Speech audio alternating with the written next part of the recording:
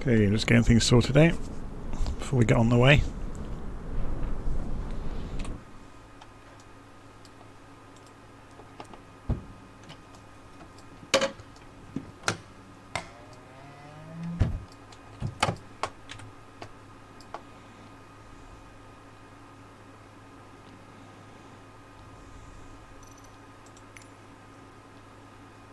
Live weather, real time, which is fine, and fuel.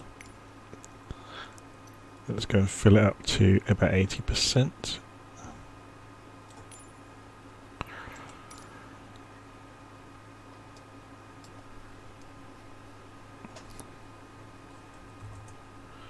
Just sorting out the live stream details here.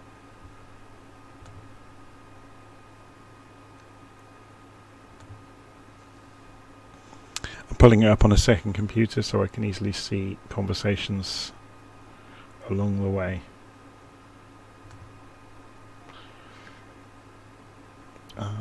Content.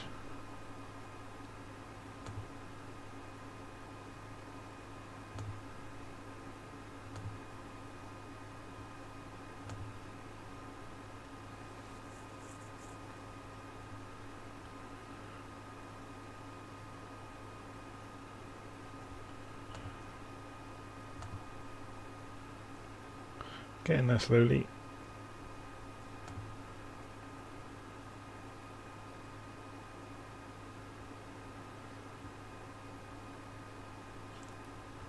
Okay. I think that's about it. Right.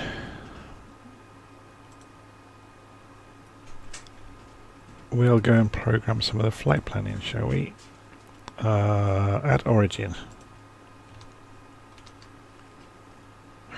EGHE, EGHE St Mary's. Destination, EGPW, EGPW.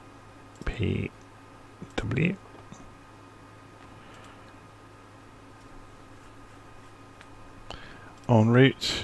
We'll put the first few in and we'll do the rest along the way. EGHC, EGHC, St Just.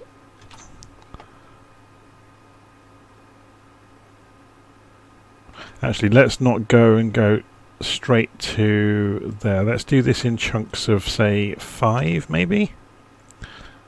So if we do this as far as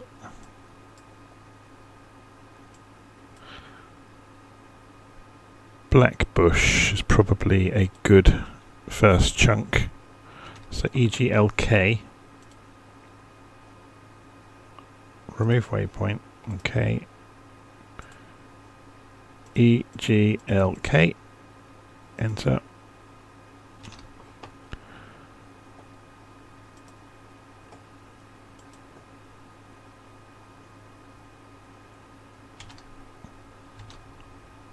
So Davidstow Moor, EGJV.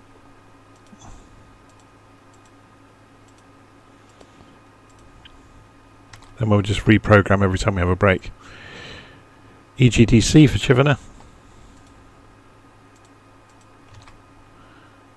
DC.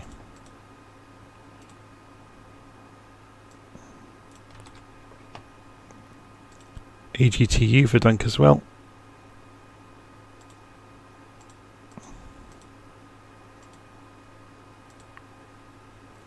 And Henstridge, EGHS. So these are all going to be touch and goes. I'm deliberately doing smaller airfields and EGHO. EGHO is Thruxton. Okay, so if we go back, we can now see some legs on the chart, which are good, and we can zoom out and see there's the first part of our journey taking us across into the centre of England. I've got Hi Kay in the live stream chat saying hello. Hello to you too. So the first leg is just over to the mainland from St Mary's on the Isles of Scilly. Let's get this aeroplane up and running, shall we? So we need to turn the probe heat on. We need to turn the lights on before we turn the engine on. So we move the stick out of the way.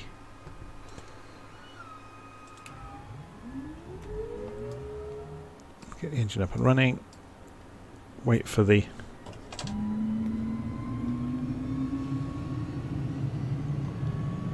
temperatures to come up.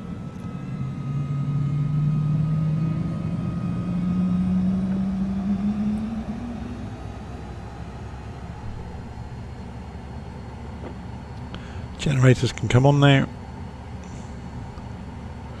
Master oxygen and the air, and we should be pretty good. Okay.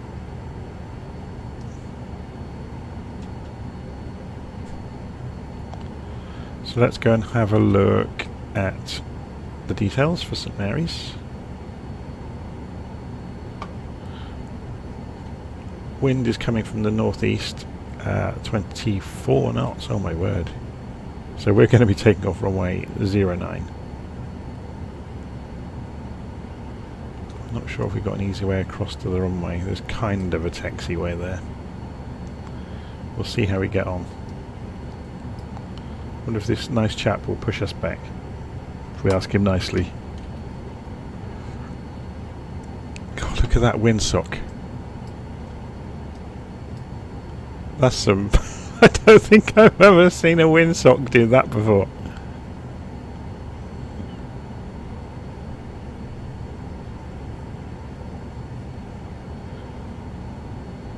So Hi K is asking, world map default planner do not work with this plane. I don't know. I've not tried it. I never use it, so all I ever do is pick where I'm taking off from. Wonder if we can fit in between those trucks onto that piece of grass, or if we should go around. I think we'll go around. Okay, so let us roll away from him.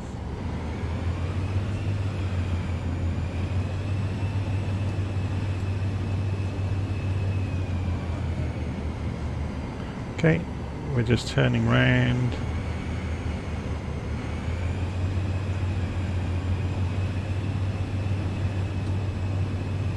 We're not going to make the turn, are we?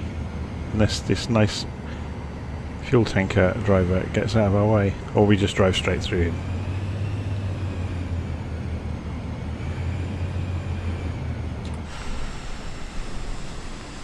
It's going to be tight.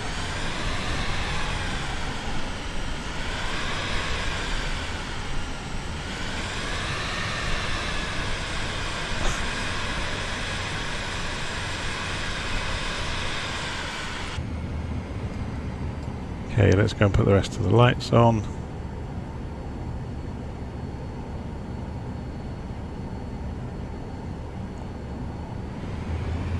So we're going to roll to the end of runway 09 and turn round.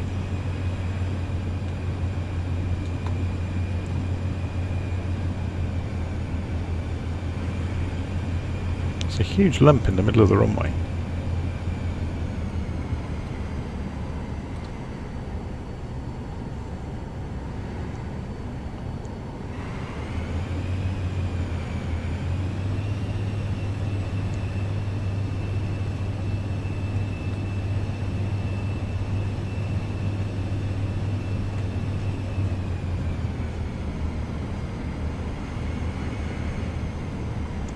Thankfully there is a turning provision, which is nice.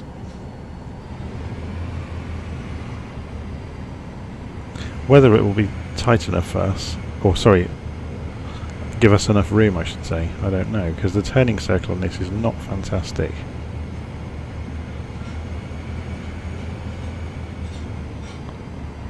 Yeah, it's not going to get there, is it? We're going to get muddy.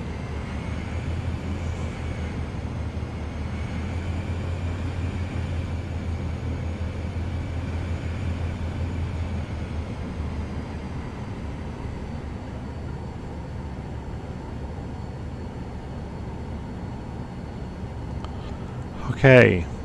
And look, there's a lone tree at the end of the runway, exactly in our way.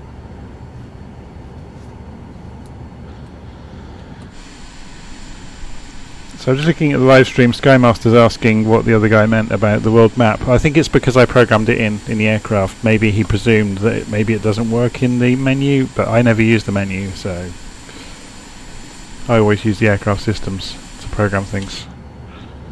Okay, so flaps to take off. Things are looking okay.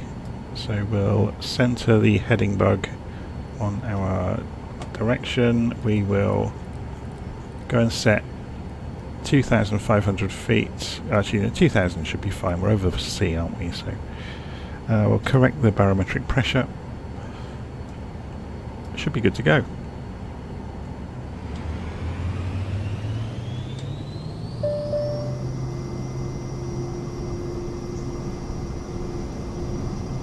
So wait till 90 knots and then rotate.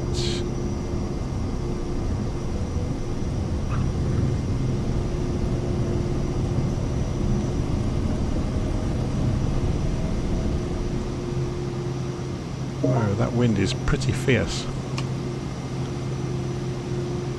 Wheels up. Flaps up.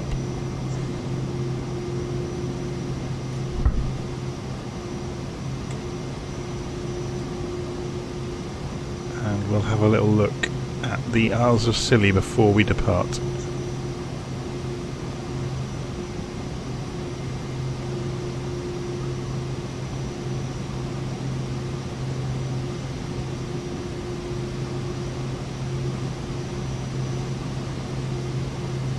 So this town down here is St Mary's.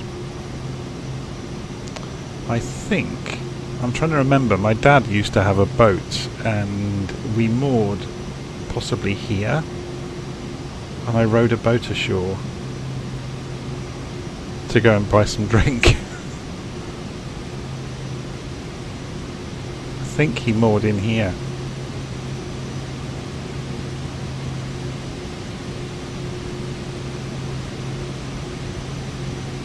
Or may have been that side. Maybe it was this side, I don't remember now. I think it might have been this side actually.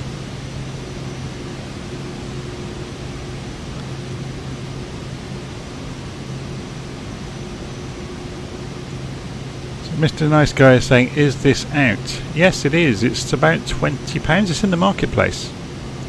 It's about $25. It's the Cirrus Vision Jet. And it looks amazing. Obviously it's being thrown around by the wind. It's only little.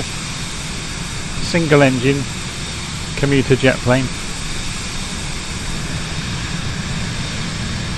So we've got live weather on, so I ought to be keeping an eye on this in case we get any icing. We're already gone way through 2,000 feet. So let's go for 5,000 on the altitude target.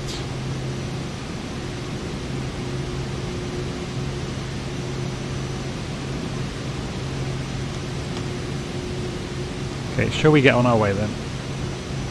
As you can see, there's a number of islands here.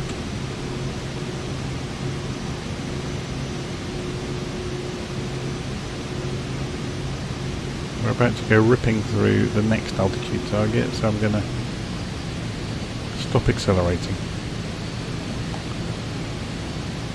And autopilot on in a moment. We'll go for nav mode, autopilot on.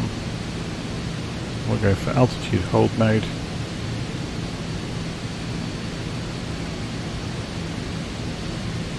We'll come back down to our 5,000 feet. It's not going to let us, is it? It's because we're so close to 5,000 feet anyway. Vertical speed, we'll just... That's interesting though. Yes, because we're nearly at 5,000 feet already. So it's just gone for altitude hold.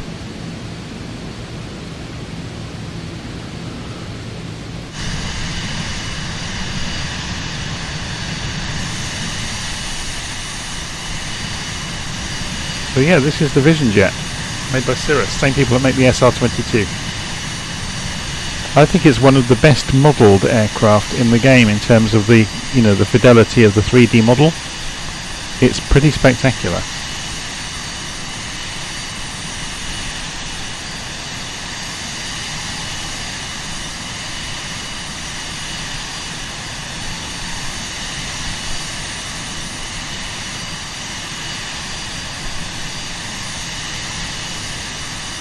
So we're leaving the Isles of Scilly behind and heading for Land's End.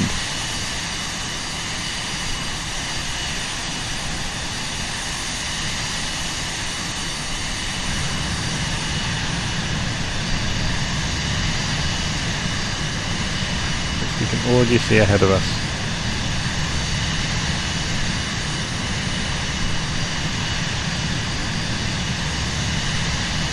About 5,000 feet.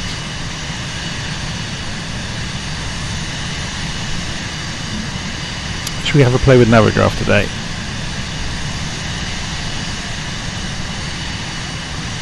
So we should be able to file, save this as a 2020 PLN file, save it, put it on in downloads, that's fine. So you can see us on the map here on this nav map. Let's have a see what we can do with the new modes in import from a file, that one, open. It doesn't like it, does it? Apparently there's an update for this. What if it's just going slow?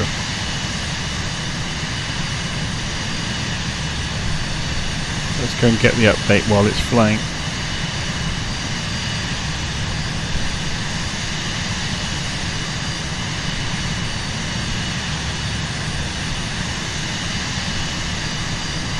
So it didn't like loading a plan that had lots of airfields in it.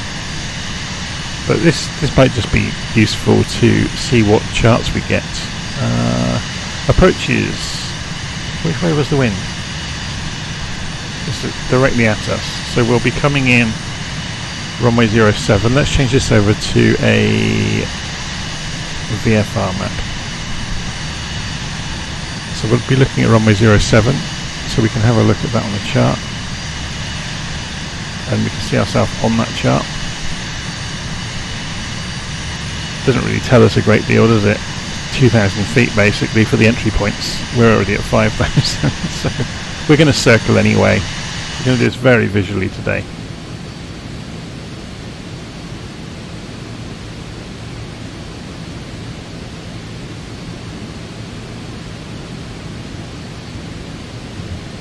It's all nice and quiet inside the aeroplane, isn't it?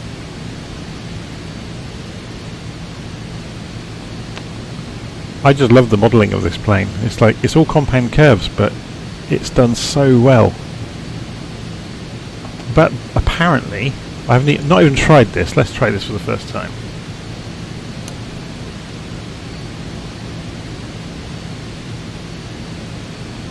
That's funny.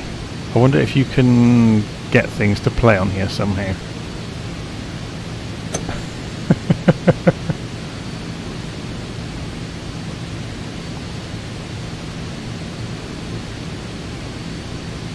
So Reza Omar saying, I have to say your YouTube tutorials are fantastic. I love the way you explain and that you are actually doing rather than just spamming buttons. Yeah, it annoys me when you see the professional pilots just whizzing around pressing things 100 miles an hour and not actually explaining what something does. That's kind of what makes it make sense for me, is if you can kind of correlate in your mind that there's an actual system behind that button that's doing something. Okay, let's go and descend down. So pull the throttles back.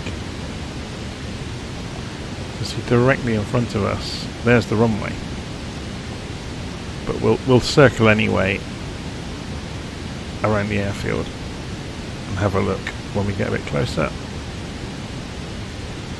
This is Land's End.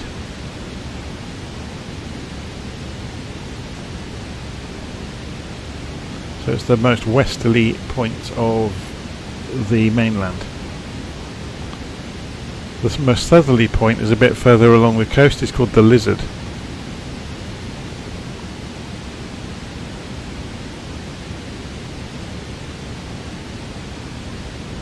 So yeah, the whole point of today is just to go to smaller airfields, purely because this aeroplane can, and a lot of people don't go exploring much. So even though I'm in the UK today, and again I don't fly very often in the UK because the simulator covers the whole world, even though I'm from England. So I know a lot of people tend to fly around an area they know, and they never really venture very far away from that. I'm kind of the opposite. I want to go see the world and see new things and explore. Okay, so there's Land's End Airport. We're going to come back around, circuit all the way back around and come in runway 09.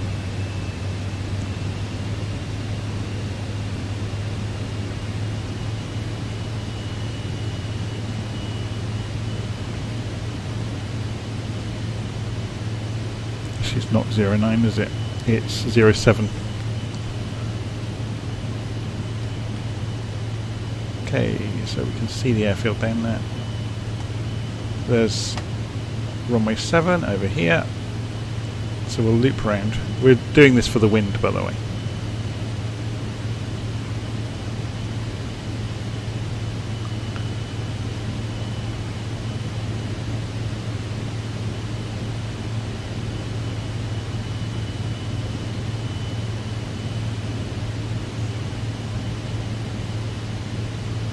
Oh, thank you for the contribution. It's very much appreciated, thank you.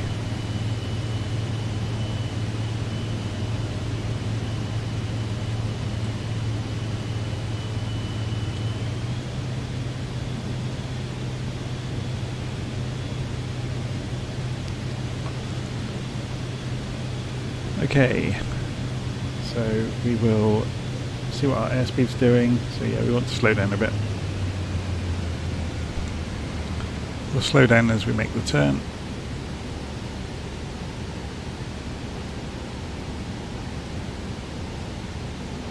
So gear down.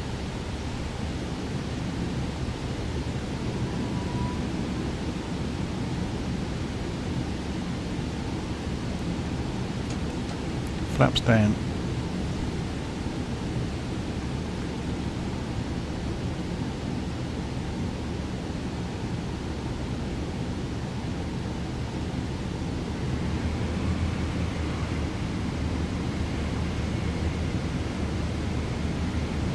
While we're flying, I'm going to go and launch transmitter as well, just so people know where I am.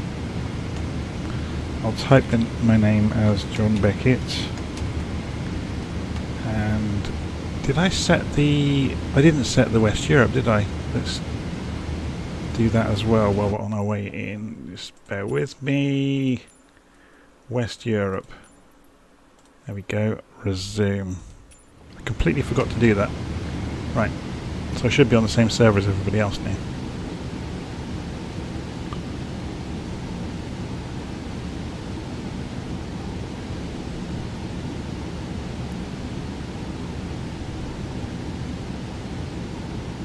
I'll explain what transmitter does in a minute, once we get on the next leg.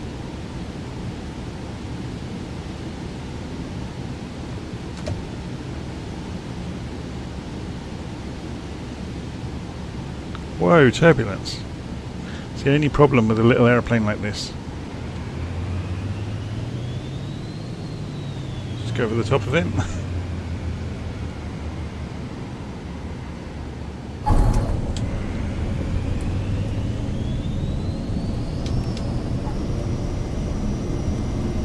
Hey, 90 knots. Rotate. Get some speed back up.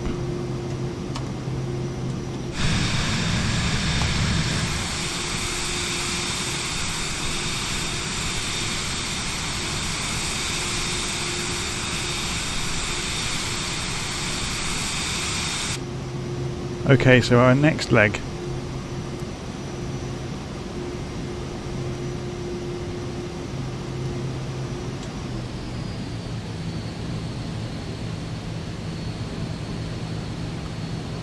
will take us over.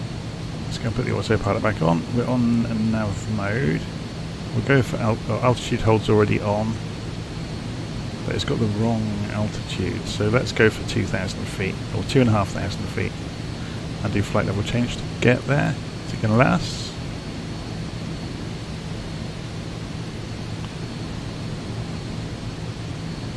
So autopilot's on. It's captured the altitude at least, so yeah, it's working. So let's go and clear this map away. We're on our way.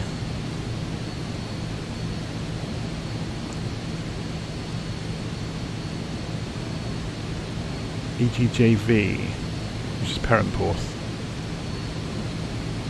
And that's EGTB. Okay, where are we going?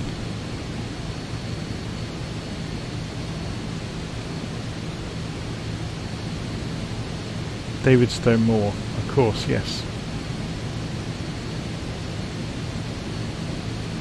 They're labelled slightly differently in different places.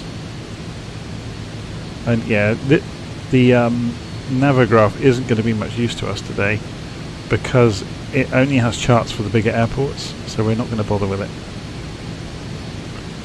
We'll use Little Nav Map just as a frame of reference.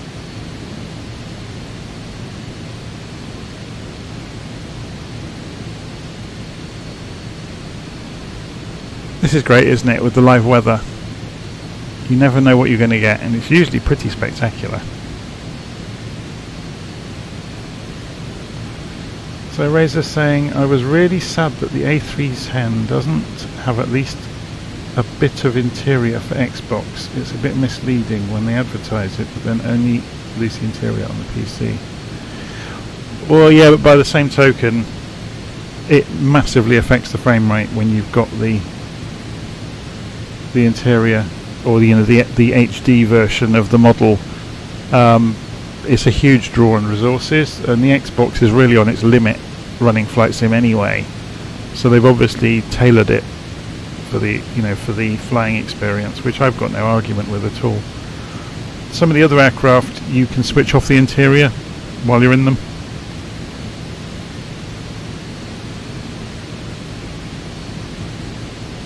So we're just flying along the north coast of Cornwall.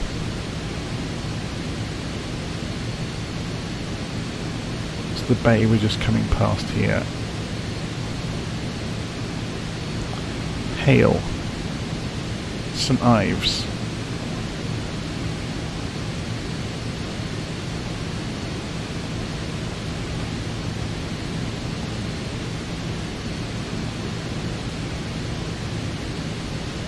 A caravan park, it looks like it, doesn't it? And that one. Holiday parks all along this coast.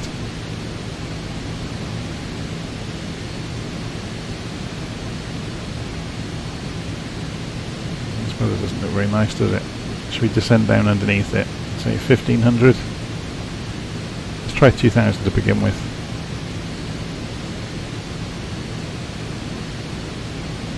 And we're about to overspeed. I'm coming off the throttle.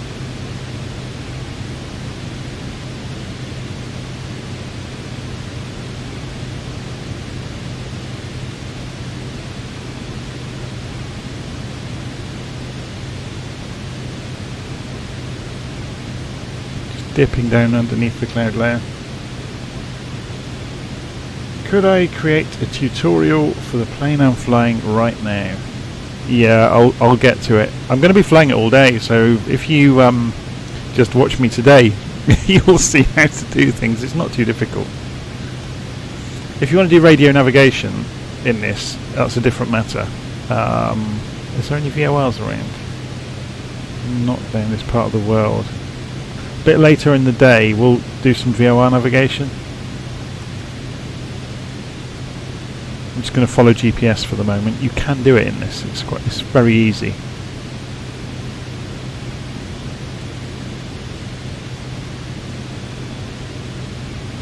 Just going to check something.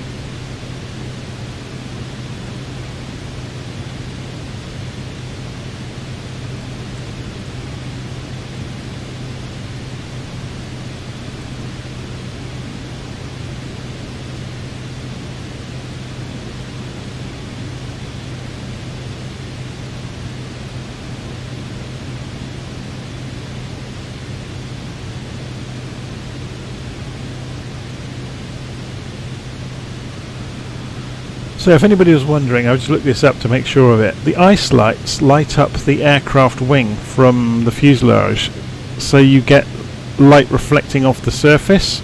So when you look out the window, say if you're trying to check if there's any ice forming, the ice lights will shine a light onto the surface of the wing so you can see if there's any ice there.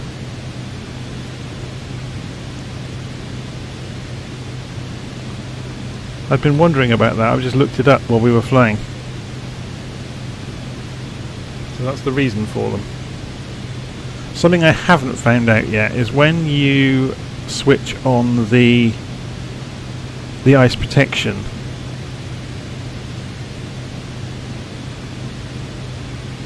I don't know whether it just warms it up on the wing or if it's boots, because I need to have a read about that. A lot of aeroplanes, this will actually be a surface that can change, that will break the ice therefore when it changes. But obviously if you go and activate it before the ice has formed, then it won't work. But I need to have a read up to see whether this just warms up or if it's a boot.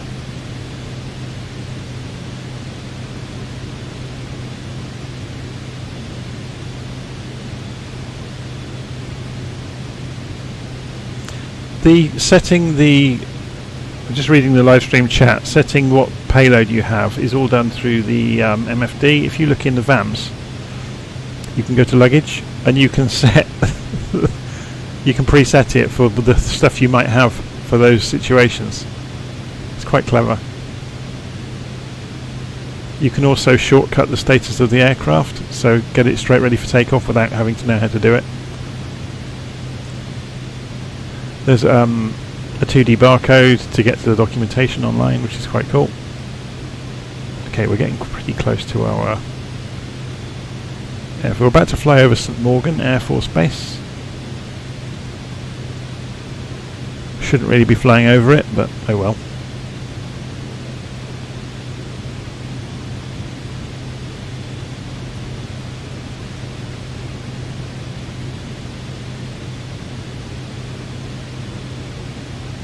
So Miranda, Luciana, is it Luciana or Luciana? I've never seen a stream like this, it's epic, thank you very much. So we're flying a simulator, the length of the UK, and we're just coming up through the north coast of Cornwall. We're about to fly over, if you look on the map, Newquay. So seeing as Newquay is such a tourist destination, shall we circle Newquay to have a close look? So I've disabled the autopilot. We're doing just under 200 knots.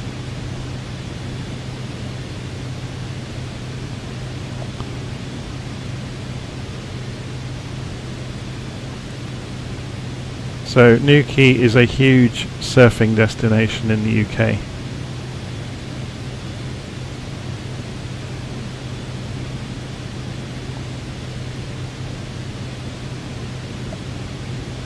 So let's just circle round.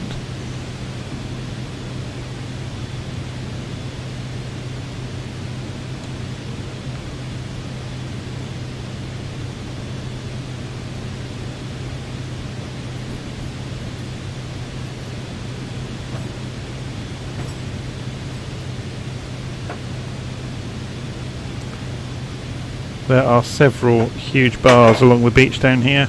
I've been to Newquay several times. It's in the summer, it's absolutely rammed here.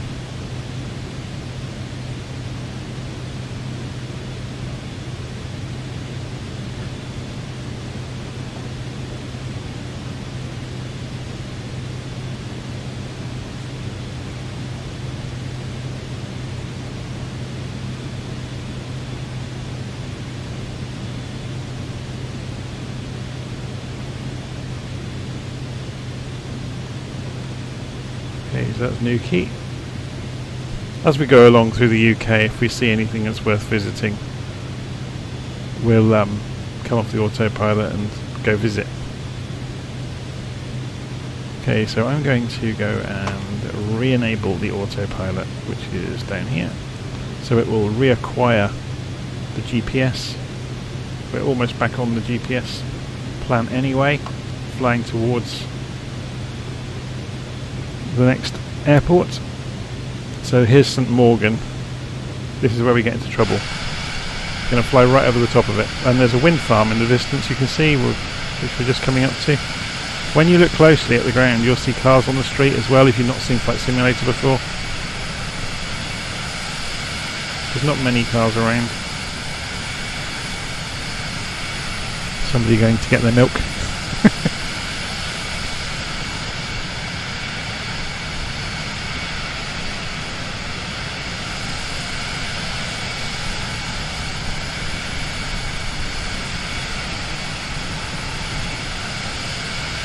Here comes St Morgan.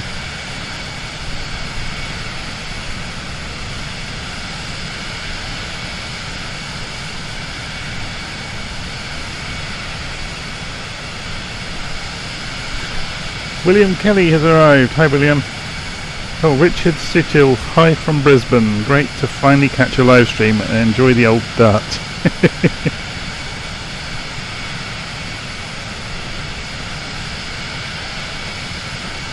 I'm just about to pass it over this wind farm.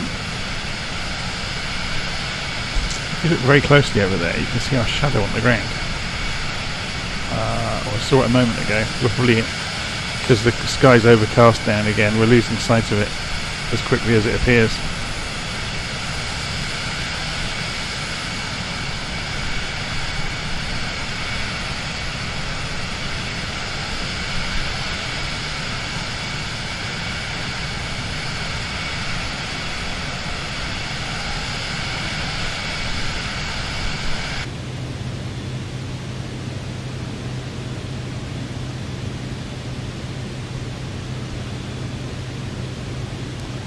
Okay, where are we?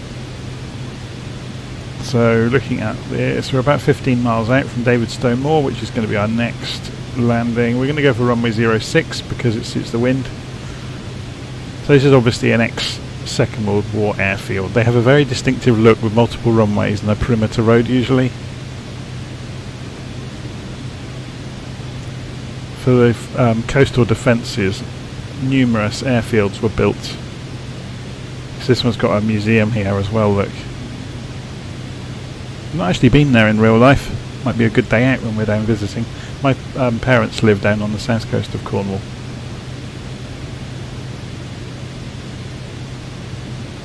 It's Port Isaac. If anybody watches, what's it called? Doc Martin on the TV. Should we go and have a look at Port Isaac, just to show you where it is? So if we follow straight across, it's over there. So if you've seen Port Wen in Doc Martin on the TV, a comedy with Martin Clunes, it's set in Port Isaac. Let's go and have a flyover very briefly on our way. It's almost on our way.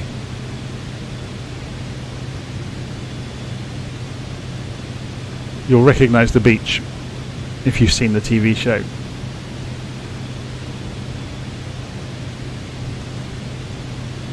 Just down over this headland.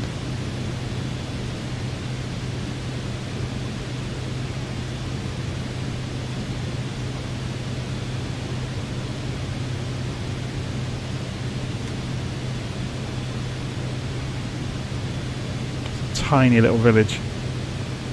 The drive down into the village is quite precarious.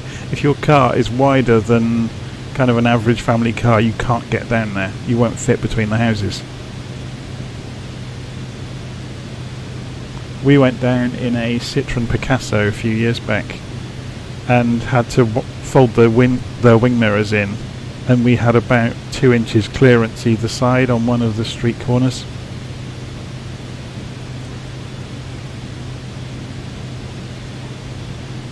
Yeah, so here's the town, which is climbs up the hill, and then the beach is down in here. So if I do the same as before, I'll turn and then do an orbit around. So this is Port Isaac.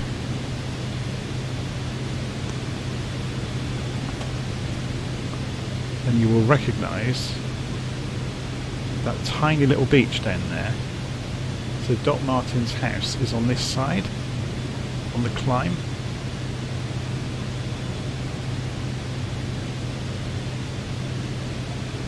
So it's there, his house.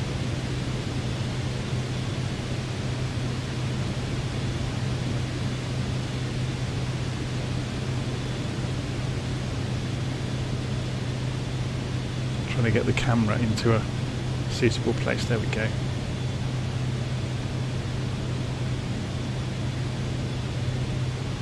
So now you know. But yeah, you can drive down through these houses. Obviously it's a little fishing village, Victorian fishing village. So the houses were built very close to each other, so that, you know, there was no concern of putting cars through the village 150, 200 years later. Okay, should we go back on our way again? So if I go back for the autopilot.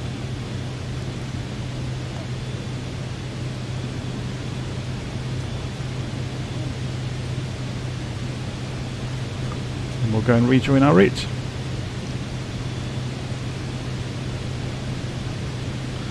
So William Kelly is currently flying the Vision from Flagstaff, Arizona to Taos, New Mexico in the US. I can watch another stream at the same time, yeah, and then until you start trying to control this one.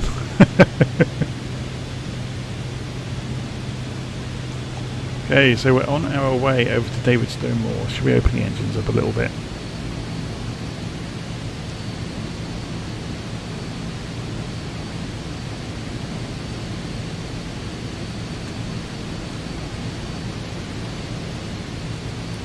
And have a look through the windows.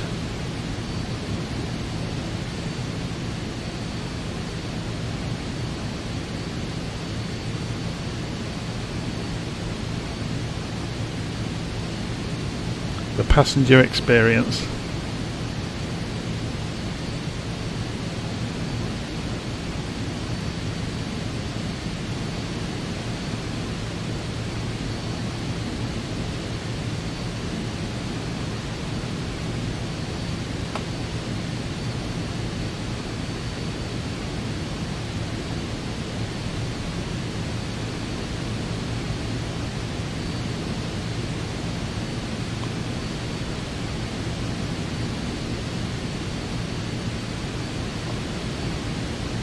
Golf course.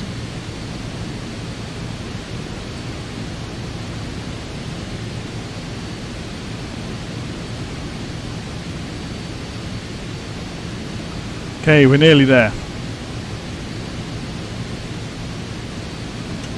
So off the autopilot. As before, we will circuit the airfield before doing our touch and go.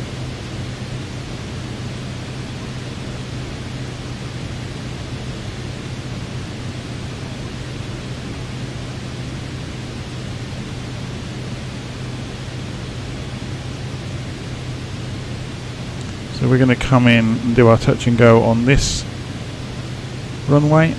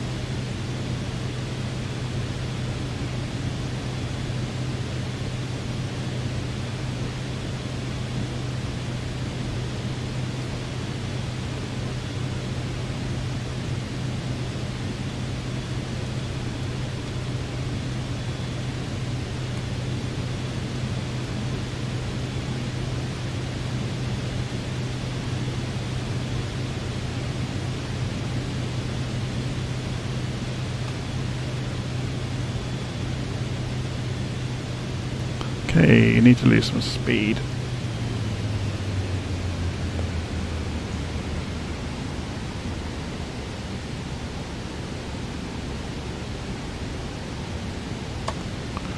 undercarriage is good at losing speed.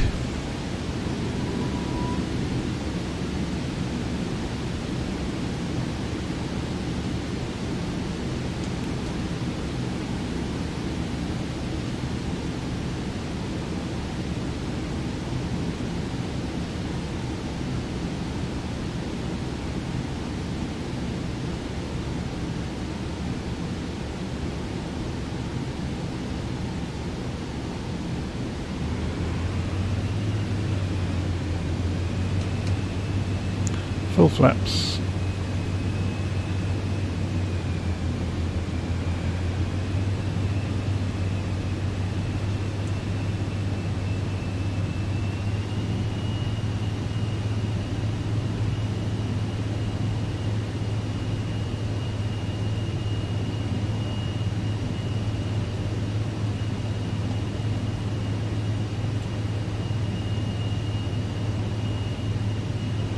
Why do they always plant trees at the end of the runways? Just looking at William Kelly's comment, what are my flap down and gear down speeds? Whoa, this turbulence over the trees is pretty wicked. I'm looking for usually less than 150 knots to start dropping things.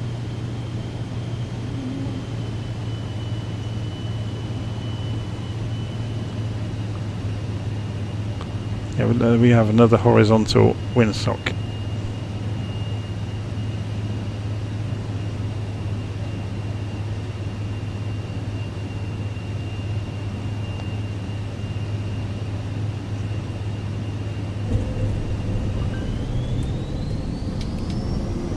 Okay, flaps back to take off, get back on the centre line, and then try to avoid the road. Gear up. Flaps up once we're over 100 knots, and we're good to go.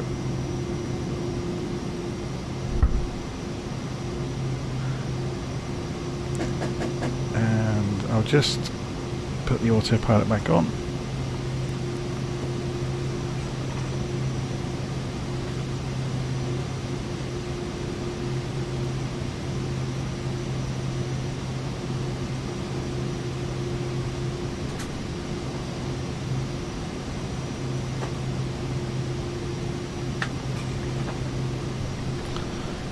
To the door, which was the sudden autopilot call, so let's go for 5,000 feet for the next leg.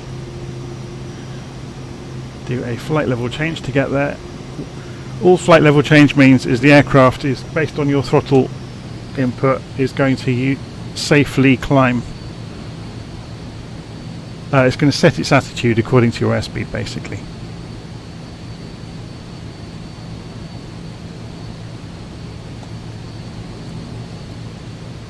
So we're just coming up to 4,000 feet.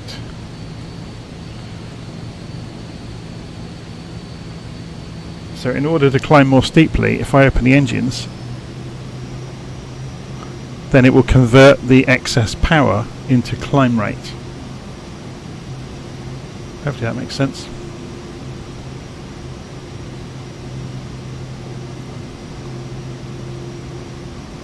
So looking at this bar across the top of the primary flight display, this, we haven't actually got the autopilot on, have we? We have now.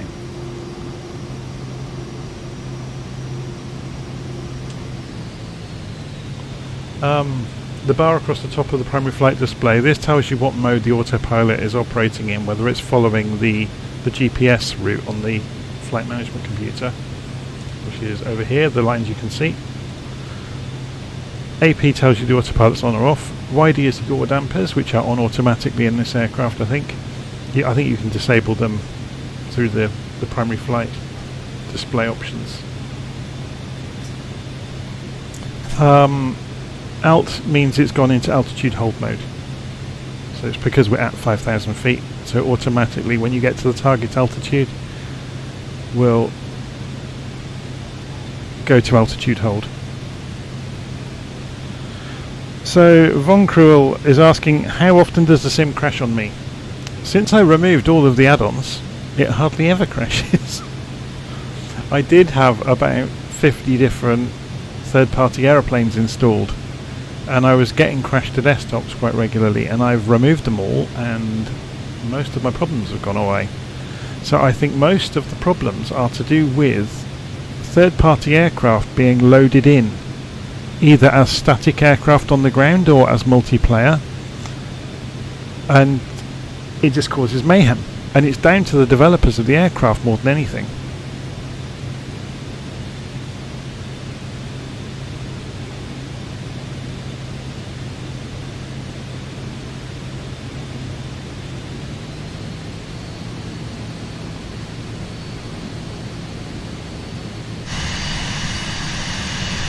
Okay, so we're on our way to Chivenor.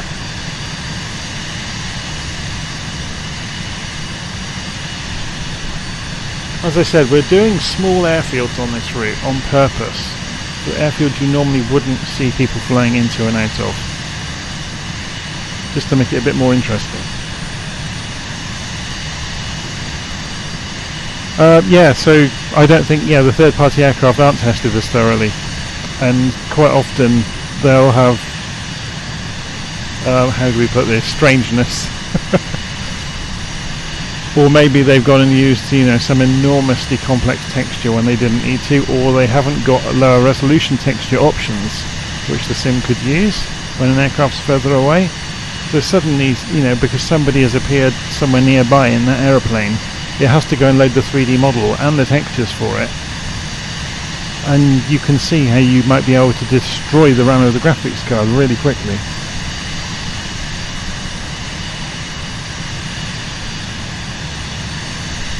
Having said that, this Vision Jet, the version that you get if you're flying it is, I think it's 4 gigabytes.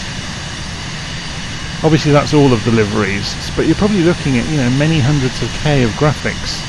I mean, you can see it when you get close to it. There's no pixelation. It's extremely high resolution textures.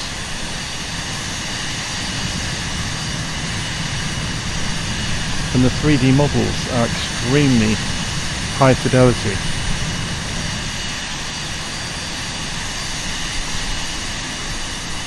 Even to the point, if we go to the drone camera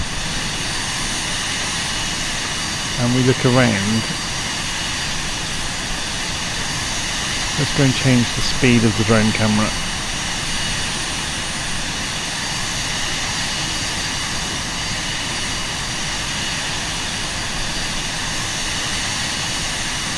That's better.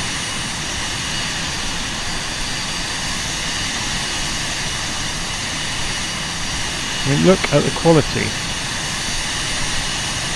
We're being thrown around by the wind, obviously.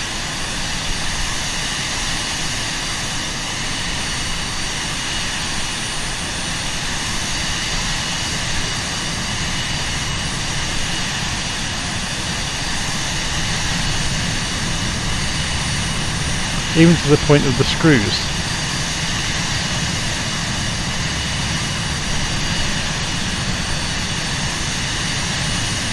Whoa!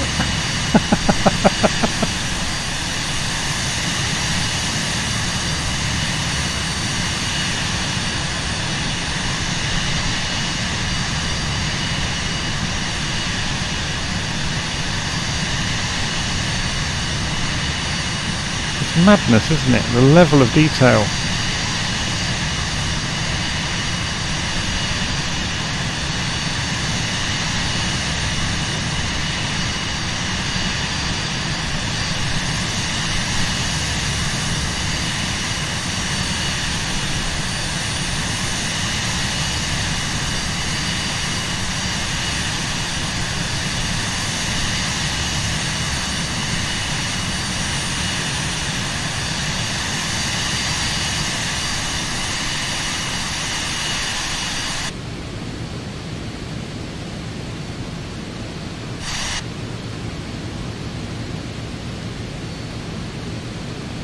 Plane is really being pushed around by the wind.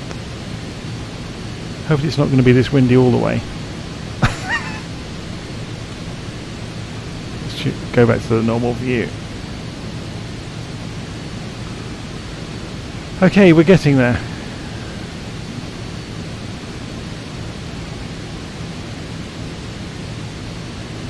We've got incoming traffic.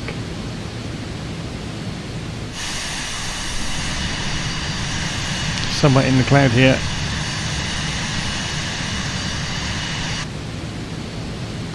Just turning across our nose. They're above us or below us?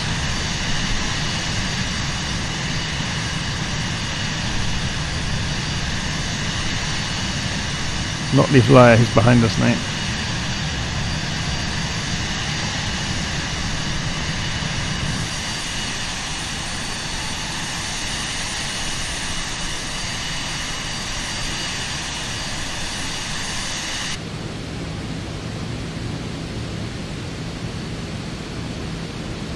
So let's have a think about the next airfield, Chivenor. All of the runways are officially closed. Classic.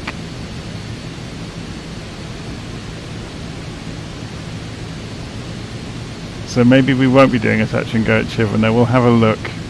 Oh crikey, ice has appeared. Let's go and turn the de-icing on.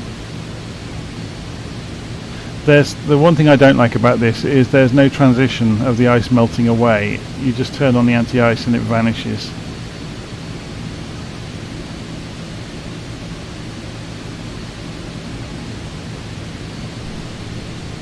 How does the FMS decide on power when the AT auto throttle is turned on? You turn it on yourself.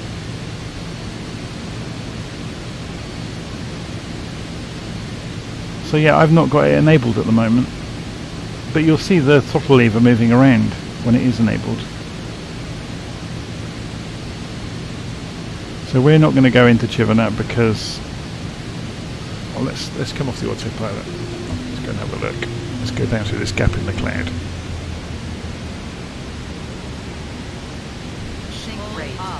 Yeah, look, it's closed runways in all directions. Oh no, one of them's not got X's on.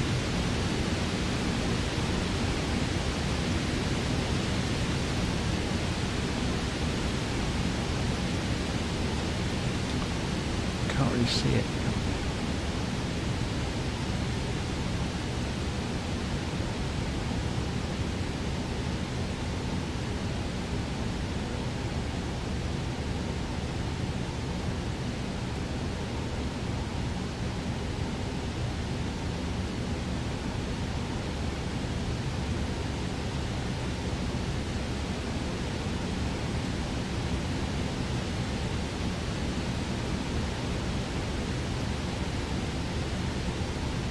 Yeah, we're not going to try it.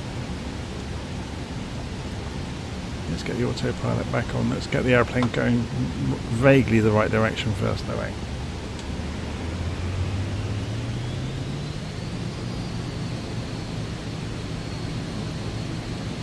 And we'll set the altitude for 2,500 instead of 5, so we don't go into the cloud and get icing.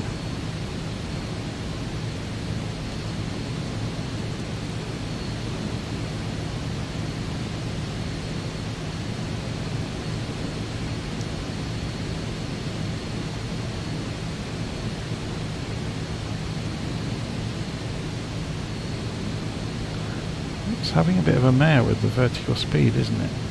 It's climbing through 3,000 feet.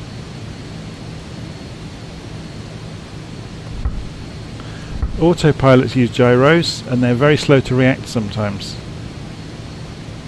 Let's put this to flight level change mode and it will drop us back down to 2,500. Or it should. Have we got a problem here?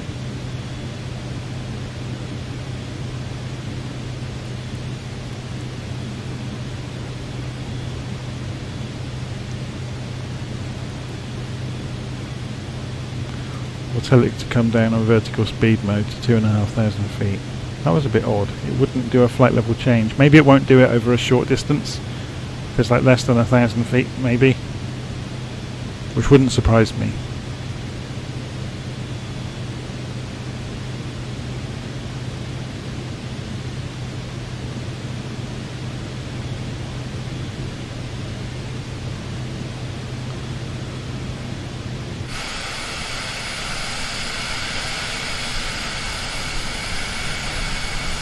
How are we doing on fuel? Let's have a quick look. Still got half a tank. Hello. I need to go and answer the door. I'm going to go and leave this running. Back in a moment.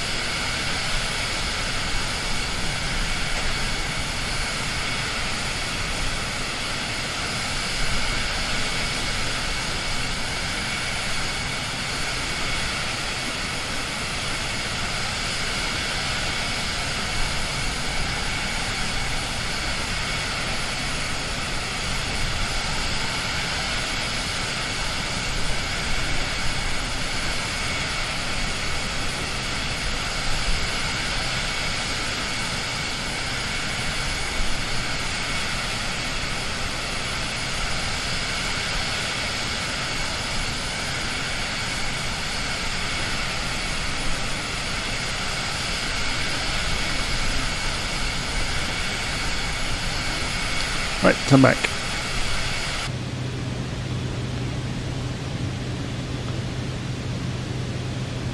Should we open the engine up?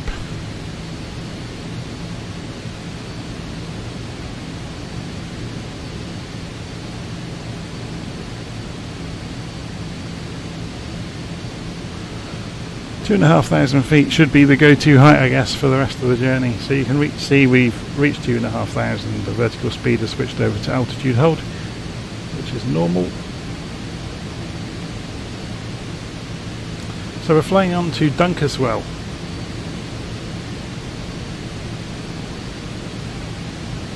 Where have we been so far? We started at St Mary's, we went to Land's End, over to Davidstow, Chivenor. We didn't land at Chivenor. And on to Dunkeswell. This first sequence of airfields, we're going to fly on to Blackbushe. How are we doing on fuel? We should get to Blackbushe before needing to refuel, I imagine. Yeah, we should be okay. We're about halfway there. Got about half the fuel left. As long as we don't mess about too much, we'll be good. Be interesting actually to have a look at Navigraph just to see which airfields have got data and which haven't. So let's unload the plan. We're not really interested in the plan today.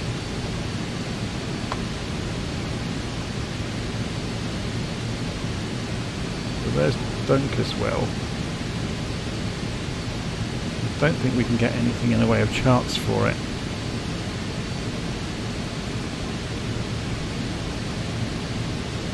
No. Just get basic information on the airfield.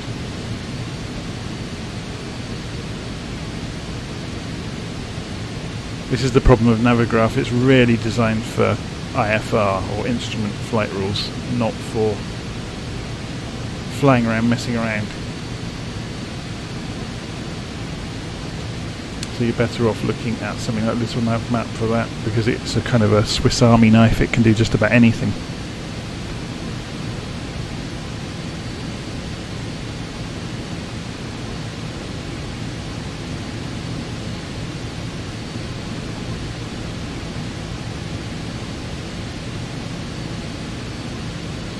Right, while we are en route, I'll cut the throttle back to 50%.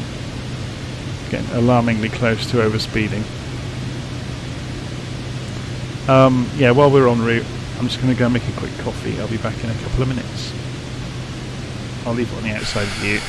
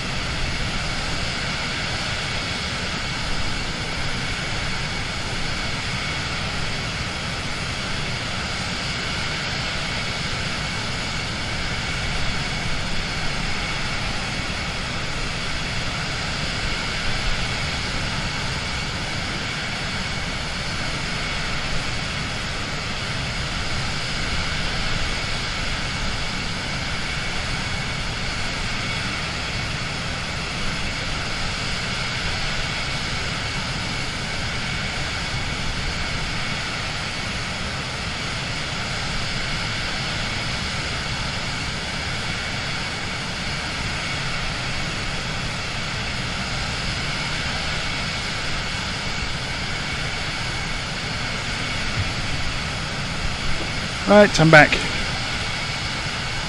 Let's see where we are on the route, shall we? So on the map we are getting closer to the next airfield. If we come back out of here to the MFD page and look at flight plan, we can see which route, which leg we are on. So we're on our way to Dunkeswell. We can use the knob at the bottom right of the MFD. It's a shame it doesn't have a scale, but I guess you do get the distance here. So 7 miles to go, 2.5 minutes at the current speed. One of the nice things about GPS. Oh, we were going to have a play with VOR navigation, weren't we? Yeah, so on the next leg, once we've done our touch and go at Dunkeswell, we'll have a play with radio navigation and tune into the VOR over at Wombleton along the way. Should be good fun. Okay, we should have visuals on the airfield fairly soon. Should we come off autopilot?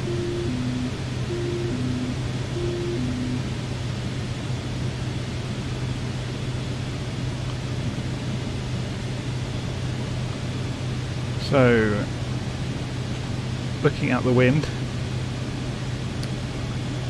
it's going to be runway 04, isn't it? Because the wind is coming from the northeast. 30 knots, oh my word. What's the wind though? That's where we are at the moment.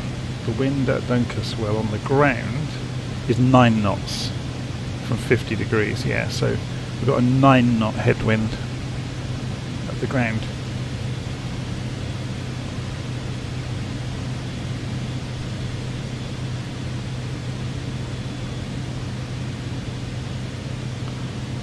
Flight Simulator is struggling to draw all this cloud.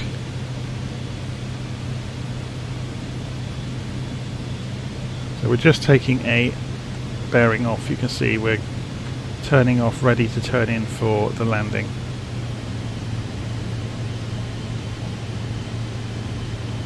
So we'll start to lose some speed. We're sunny over there. Looks like we're approaching Mordor or something, it's so dark.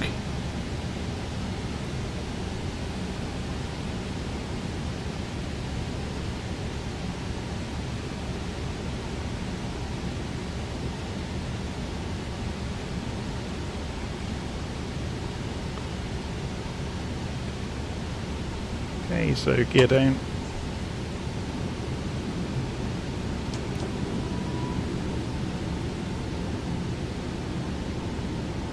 Flaps to 50%.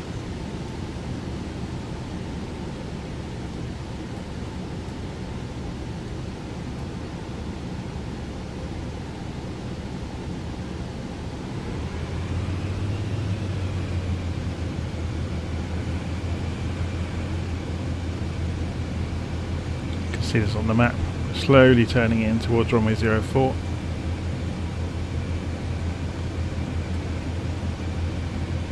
These are all visual landings. We've got no instrument landing systems in operation on these smaller airfields, so it's fine. It's actually good practice.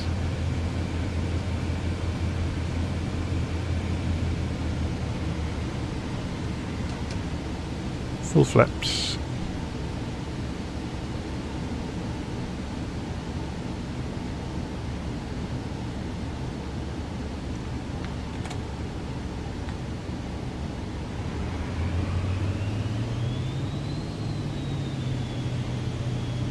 Doesn't like going less than 100 knots.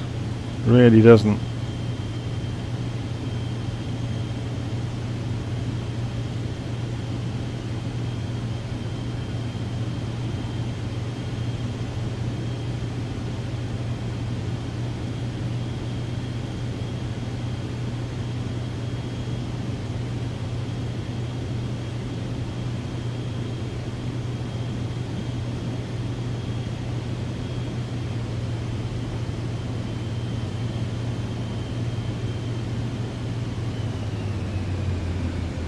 You have to remember you come into ground effect as well when you get over the runway.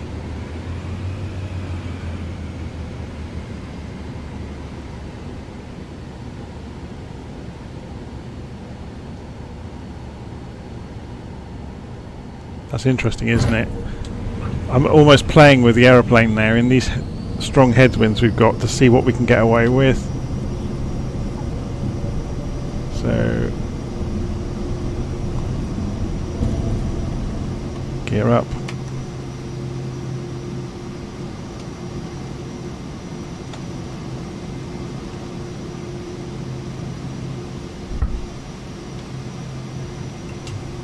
Flaps up. So Flops has appeared in the live stream chat, says hello. So where does our next leg take us? We're almost going the right direction already. So we will trim the aeroplane out. There's an old airfield here we're about to pass over. So if we turn the autopilot back on, it should reacquire, it's in GPS mode, so it will reacquire the GPS track, so it's turning right to reacquire, and then it will turn left again. The little bar you can see in front of the aeroplane is the predicted distance until we reach our target altitude.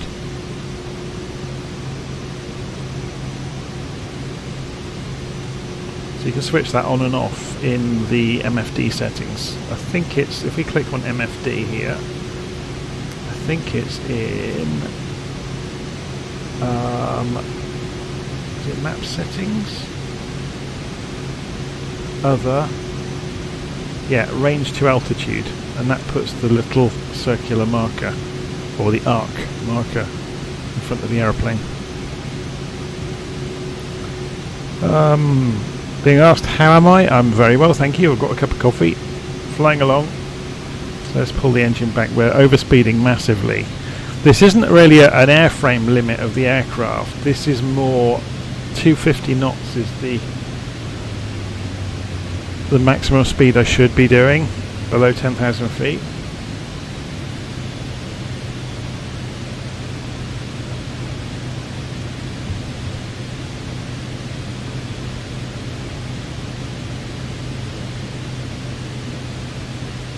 Weather is really atrocious, and it's just updated, look, local to us. The weather, this gives you an idea, the live weather in Flight Simulator does update all the time based on real world and predictive modelling. So it usually matches pretty accurately what you can see out the window.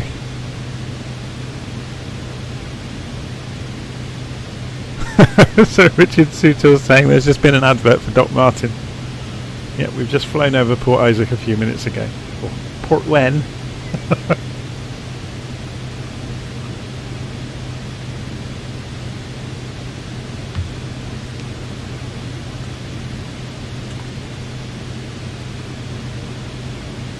Any of the international people watching this will have no idea what Doc Martin is, but there you go. Doc Martin.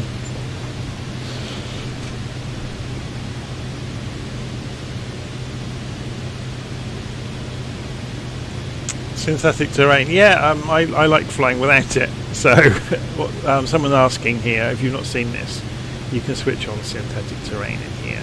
So you can go to the PFD settings and turn on SVT terrain, which gives you, but on flat scenery like this, it really doesn't give you anything.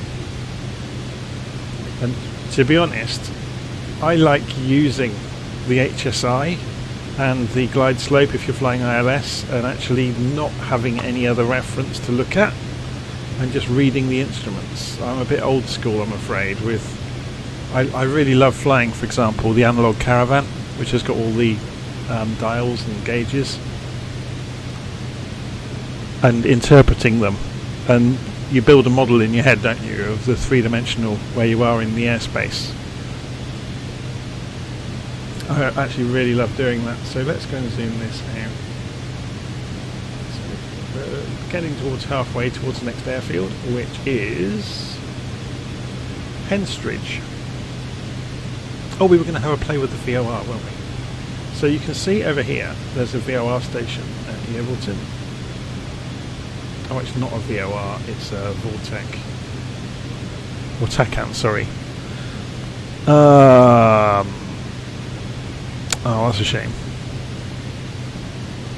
So that doesn't work for us. Where's the nearest VOR? That's another one. That's another TACAN there. There's one at Southampton. Let's see if we... What's the range on it? Let's have a look. 150 miles, so we should be able to pick it up. Okay. So 11335. So if we didn't have GPS and we wanted to... I'm just going to put us onto heading mode so we don't get any surprises. So we're now following heading mode on the autopilot, meaning the aeroplane is... Oops. I thought I clicked that. Maybe I did. I'm just centering the heading up. That's interesting. That usually works.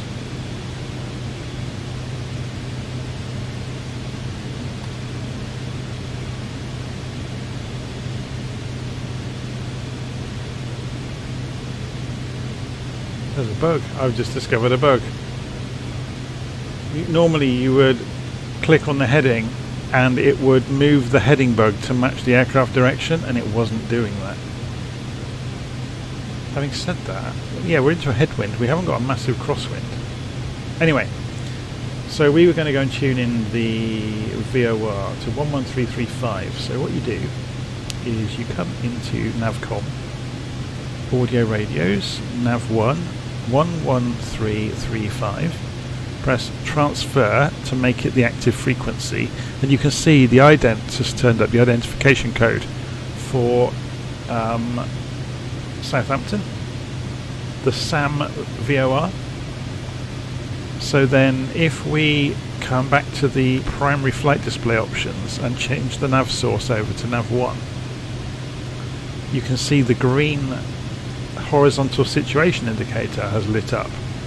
Now there's a bit of a, it's not really a bug, it's just something that isn't finished yet in this aeroplane. The OBS, where you would normally be able to spin this around using the OBS controls, it hasn't been implemented yet.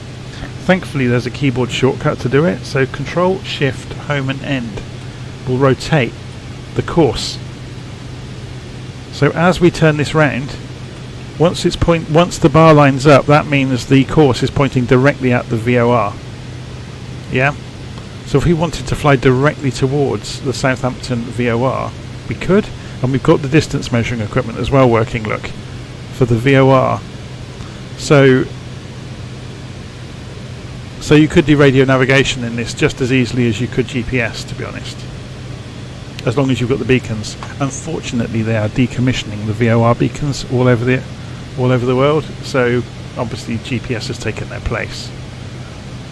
So let's go and switch the nav source back to GPS. So this is now reflecting GPS, and the colour changes to show that as well. And we go back to nav mode, and we are now following the track again.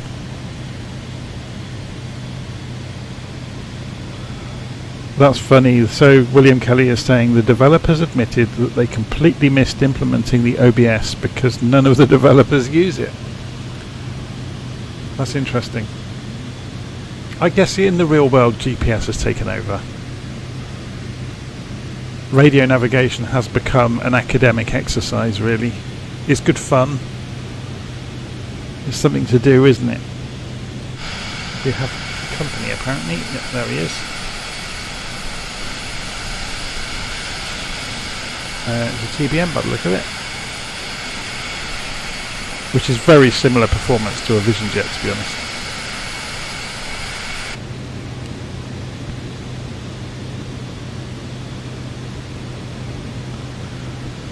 Okay, so we are approaching Dunkeswell. If we have a look on the map, not Dunkeswell, Henstridge.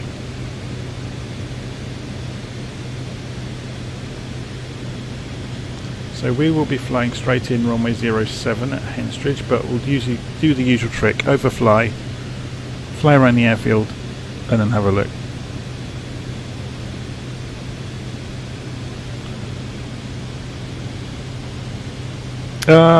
Aviation with Elliot saying, did you get sent this? No, I bought it day one. Well, the day it came out in the marketplace, I went and bought it. I buy the aeroplanes. It's very rare that I get sent them. I was sent the Mustang, the Cessna Mustang, by the developer when it was still in development, and I chose not to record a video with it because it wasn't finished and the video wouldn't have portrayed it in a very good light. So I was immensely grateful that they thought of sending it out to me, that they included me in the people that they let have an early access copy of it, but it wasn't ready. To be honest, I would love it if some of the people that made aeroplanes would send them to me, but I've actually ended up buying nearly all of the aeroplanes, and part of that is wanting to support the developers. So quite often, if an aircraft for the flight sim is available both from the developer and in the marketplace, I will invariably buy it from the developer. I've bought very few planes from the marketplace. But I understand that some developers don't want to run their own store, because running your own website is a huge bind. I am a web developer, so I know that, what's involved, and it's extra work that if you could do without. If you can just use the marketplace store, okay, they're going to take a cut, but you don't have to worry about it. And the audience for the marketplace is enormous, so you don't have to do any marketing.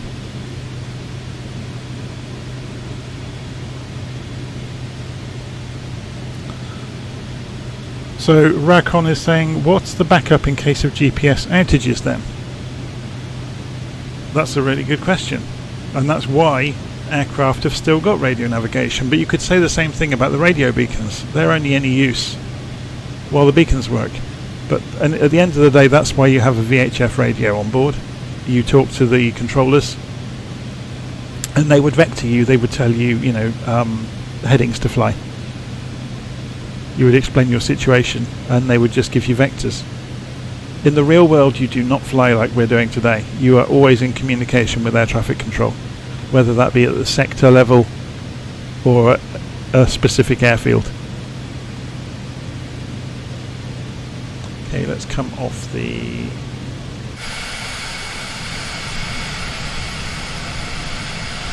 Where's the airfield? There it is. So we're going to fly the circuit.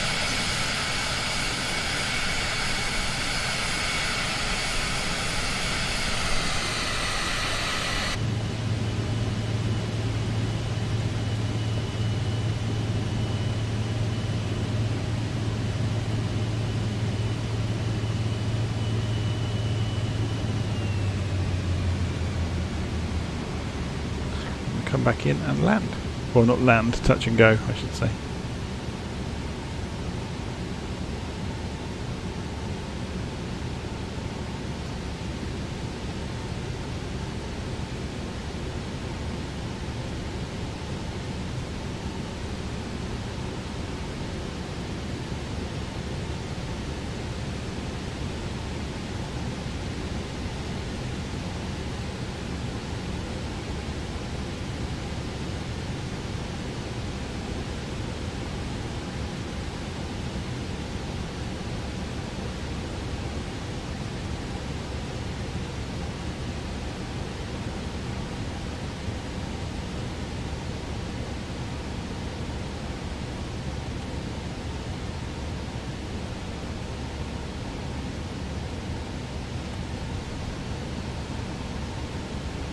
Okay, get out.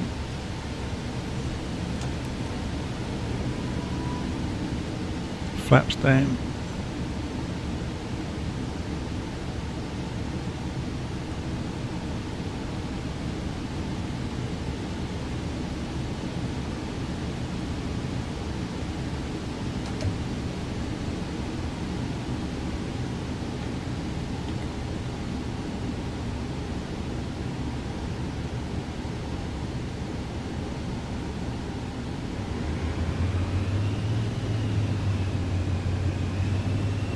It seems to be as long as you keep the speed above 100 knots on approach, you don't have any issues.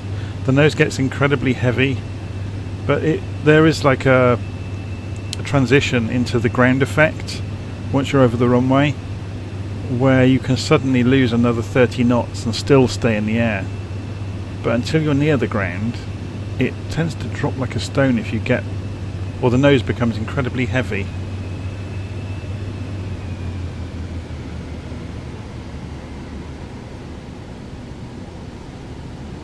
cars parked here.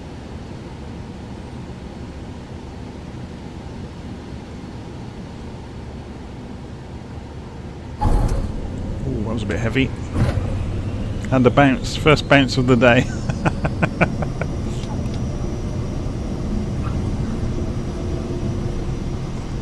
Gear up. Flaps up.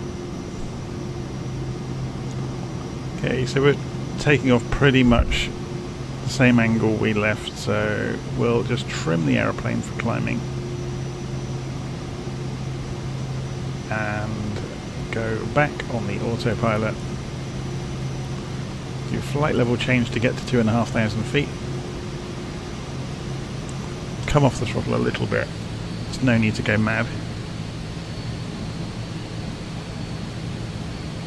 So the marker you can see here is for the auto throttle, which we have not engaged. We're just setting the throttle ourselves. What we could do is, we haven't got the heights and speeds programmed into the flight plan, so we can just say manual if we wanted to use it. And then the roller here will move this marker. So say we wanted to be doing 150 knots, which we can see indicated here. Then we turn this on and the light comes on above it. And you can see to hold 150 knots, this is now moving all on its own. It's very slow at moving, and we're almost in equilibrium already, so obviously it's not weaving around. But the plane will hold 150 knots now all on its own. If we wanted to increase that now to say 180 knots or 200, if we spin this up to, see the throttle move there? Servo controlled. So we'll go up to 200 knots and you'll see the throttle drop back off as we get to 200 knots. There it goes, look.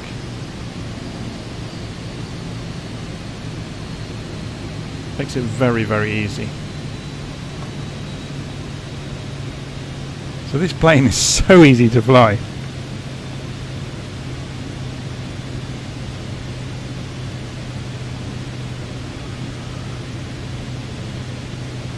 So Kid Coconut is saying, yeah, luckily us old men know how to use radio navigation. Yeah, but only while the masts are there, and they're being decommissioned all over the world.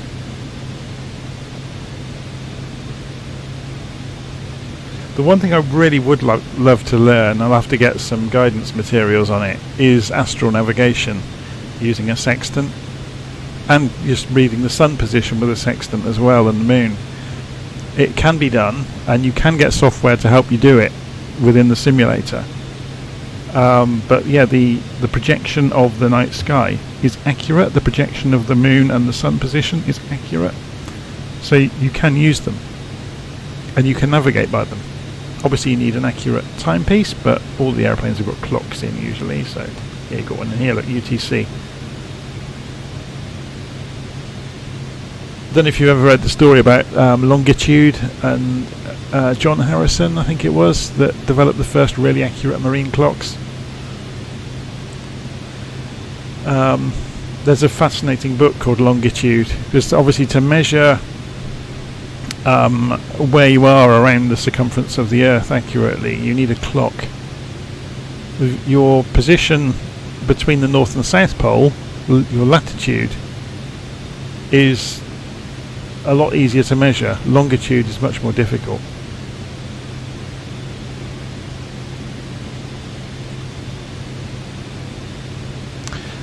Just seeing William Kelly couldn't get VNAV to work. I've not tried it, but then I suspect you have to go to town on programming the flight plan and putting in the altitudes and in the VNAV settings. Yeah, you'd have to fill all this in. But once you've done it, it should work, I would imagine. I'll try it one day. Today obviously we're just messing around, flying around the UK.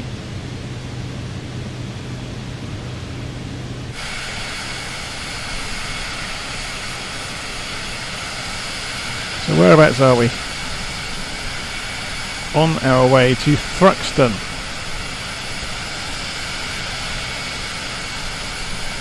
Fly over the top of Boscombe Down, which you're probably not allowed to do because it's a military base and it's all high security. Various secret projects go on at Boscombe Down. There's Middle Wallop helicopter base down here as well. Army base.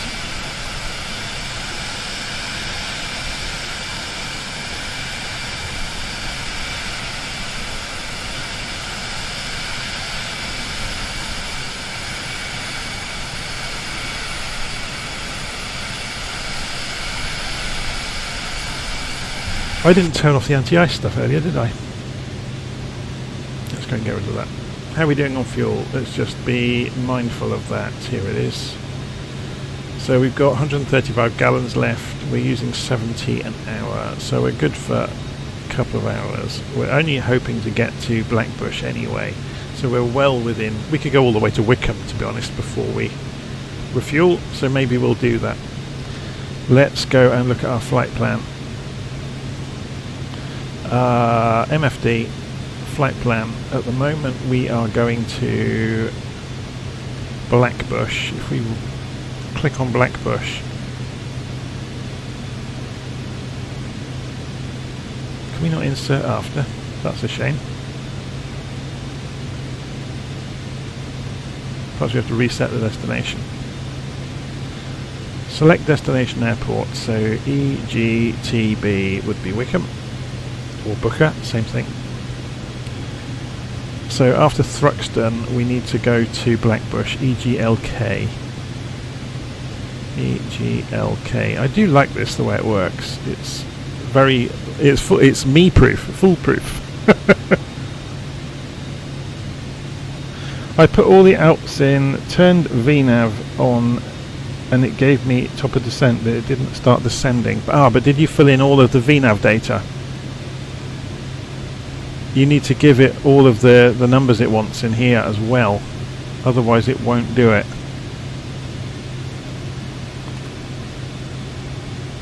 Oh, the weather is closing in on us. What's the outside air temperature? Can we get it in the aircraft? Have we got a sensor? PFD, primary flight display. PFD settings. Wind? Really? Is it not going to... Because there's that synthetic option, we don't really want that. What about if we turn the wind on to... I think this just gives you the different vectors, doesn't it? Yeah. Relative to you. Can we really not get the temperature? Has it not got a temperature sensor? Is there one up here? No, that's just bearings and distances.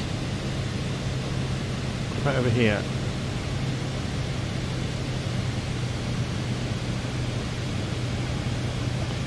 Air pressure.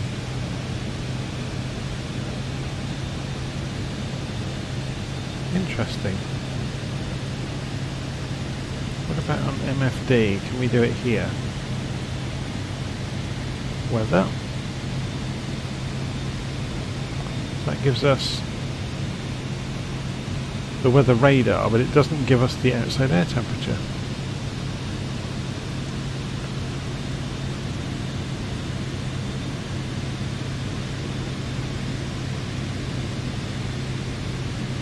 So we can turn this on.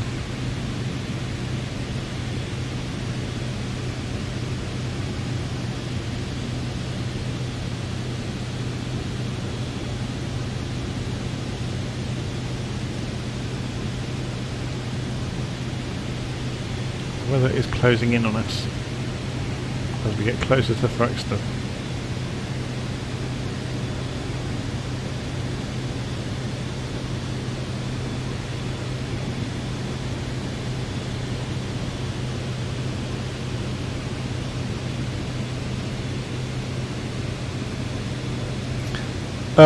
Yeah, just reading the live stream chat. Working title apparently are working on the G3000. So I guess we'll have to wait and see with that. But out of the box, this is pretty good. I'm impressed with it. I do prefer the way it works in this to the Honda Jet. I don't like the way the Honda Jet behaves. or you know, the way that the screen is full of a picture of the aeroplane all the time, and you haven't got much choice about that. Okay, so let's come off the autopilot, and let's disable the auto throttle as well.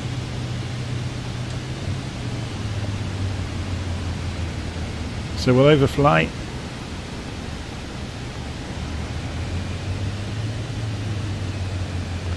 And fly a circuit around and then come back in for the approach.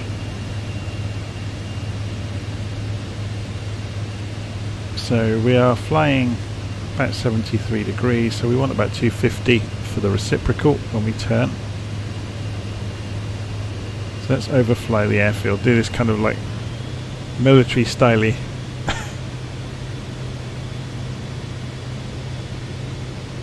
Do a break over the airfield, fly the reciprocal and then come back in.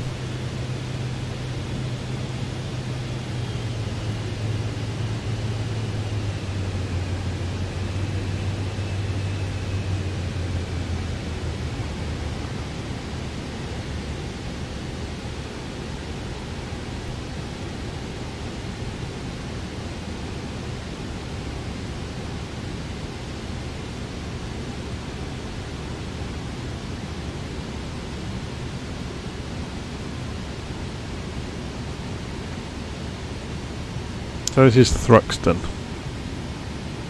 There was a race car track here. Not sure where it is. Must be nearby. Maybe it's over there.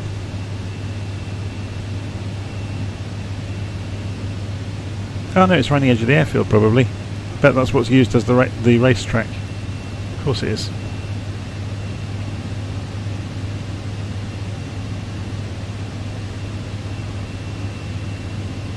There was a horrific accident at Thruxton years ago where somebody doing a parachute jump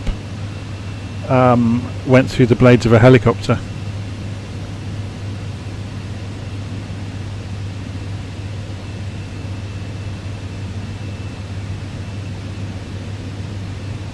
This is probably 30 years ago now, I imagine. It's funny how stories like that stick in your mind though, isn't it?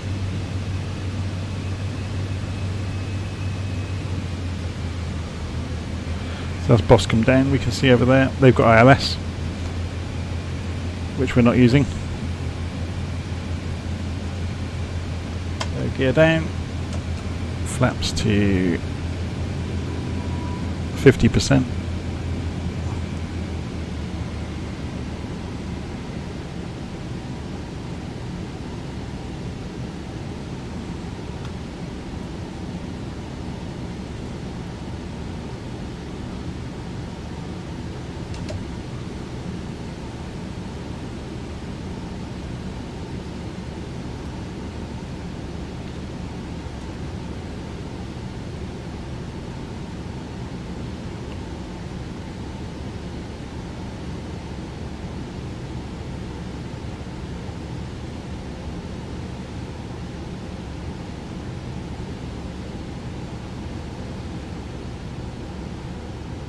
Okay, here goes the touch and go at Thruxton.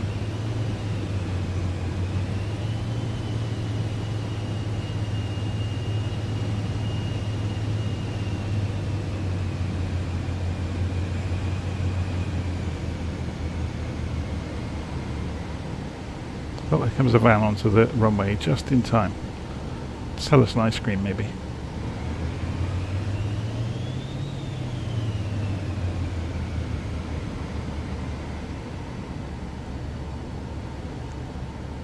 It's funny how much it does get ground effects. The wind isn't helping, it's gusting quite strongly.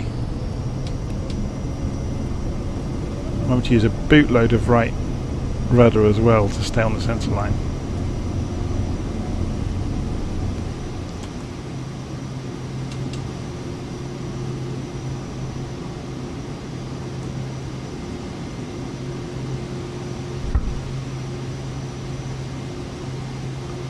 Okay, let's get the map back on the MFD, shall we?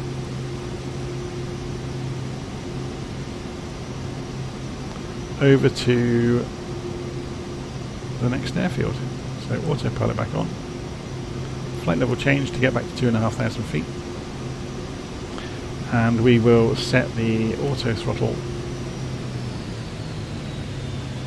And we'll increase the speed on it though to 200 knots.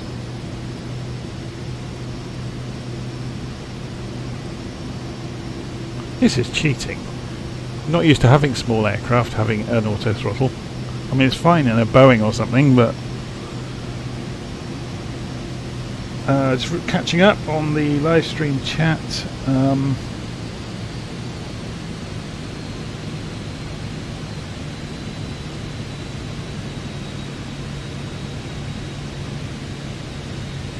Yeah, just discussing the G3000 development.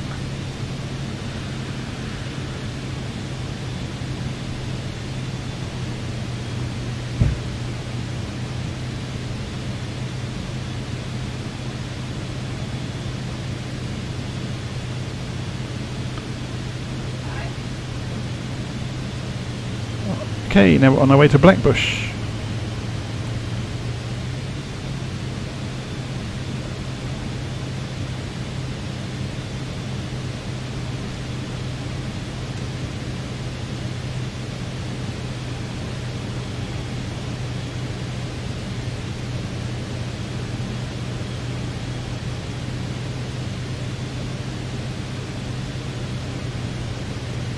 How are we doing on fuel? Let's just double check that. We've still got loads. 120 gallons. We're only using 60 per hour.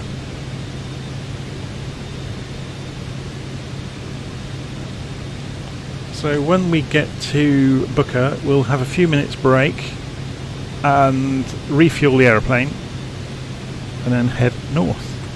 When we leave Booker, we will be going over to Enstone, then along Marston, Wolverhampton, Tilstock, City Airport on the outskirts of Manchester, Crossland Moor Airfield in Huddersfield, Burn Airfield, then up to Wombleton on the edge of the North Yorkshire Moors, then Peterlee Airfield up on the coast up by Hartlepool, then Carlisle, Charter Hall Airfield up near Edinburgh, just to the east of Galashiels. We'll probably fly close to, yeah, there's Selkirk. And over to Cumbernauld, North Connell, Broadford, Stornoway, Wick, and then we're off into the Orkneys and the Shetlands. So it's going to take all day, basically. So it should be good fun.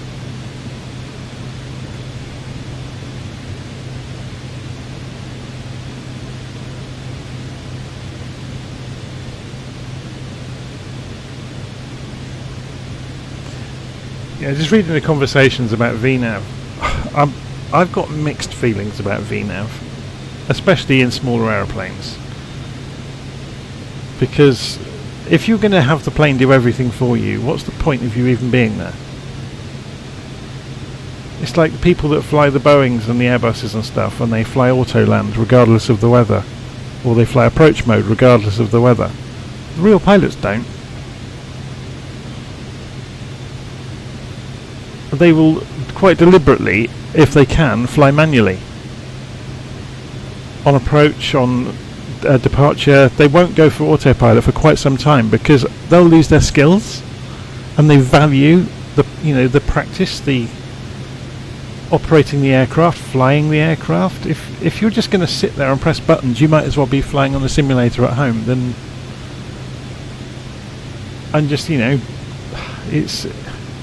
It's a bit strange to me, let's just put it that way. People that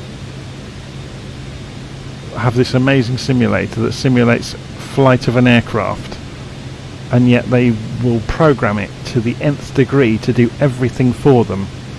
And this is probably going to be a very, very unpopular opinion, but I suspect the reason they do it is because they can't fly it.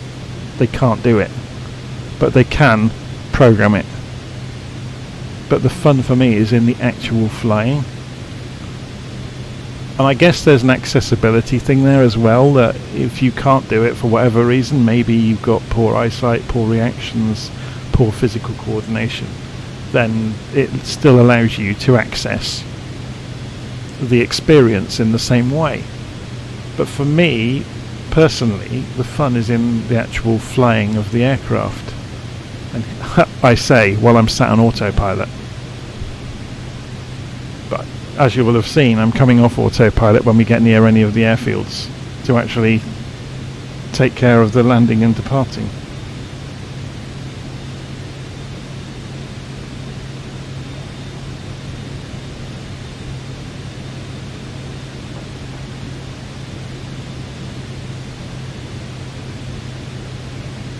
I'm not attacking, don't worry. Okay, I need to nip away for a moment. I'm not attacking, I'll explain in a minute.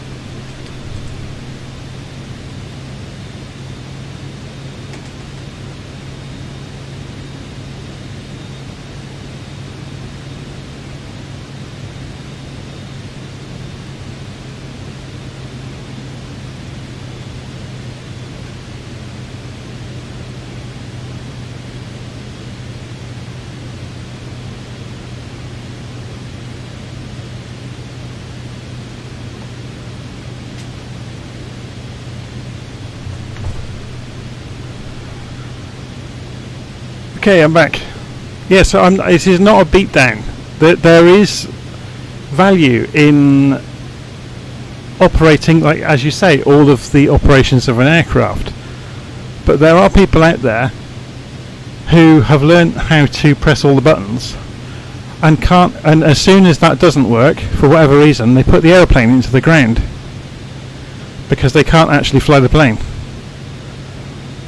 So obviously, if you can already fly the plane and then you want to use the automatic facilities available to you, that's absolutely fine. But I think there's a huge proportion of people out there that are missing out in a way, that 90% of the effort in this simulator went into modelling an aeroplane flying through the air properly. And you're missing out on all of that if you're having a computer fly the plane for you.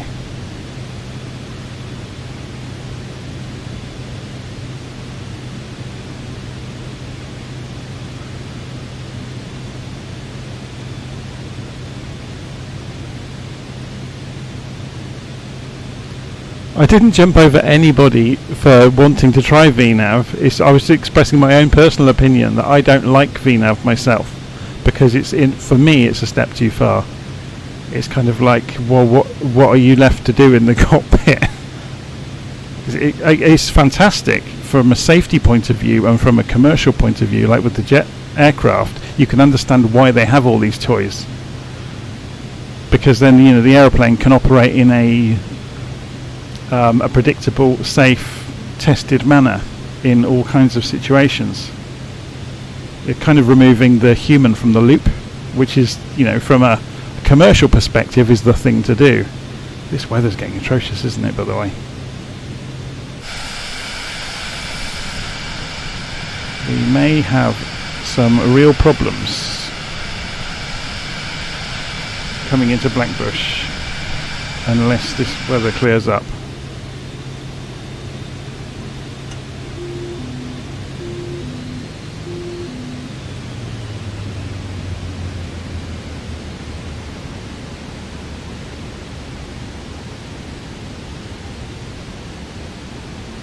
Trying to descend down a couple of 100 feet and have a look. Yeah, we've got just about enough visibility to do this, so we'll do a low circuit and then come in for the touch and go.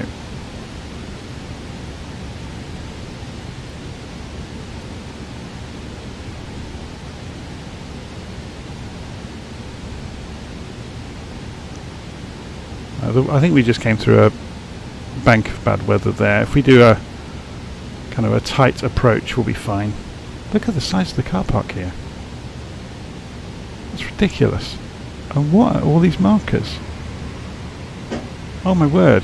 Okay, so it's probably used as a storage for new vehicles being unloaded, I imagine. Maybe the airfield isn't fully operational anymore and they just use it. Like Upper Hayford had the same thing happen, where it's used as storage. That's madness.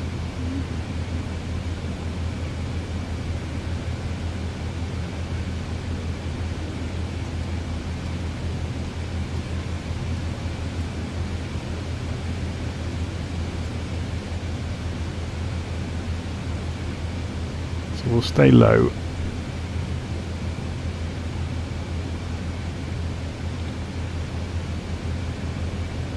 Gear down, flaps down.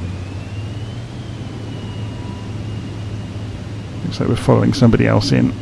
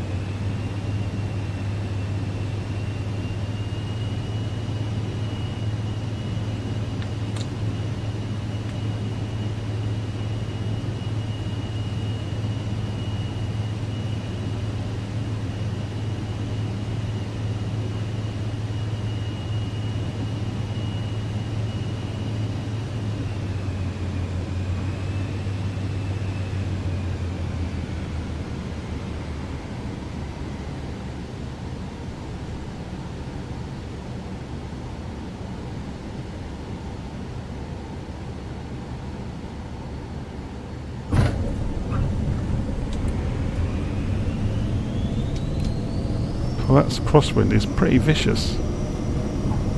That is really, really pushing at me. It's gusting enormously.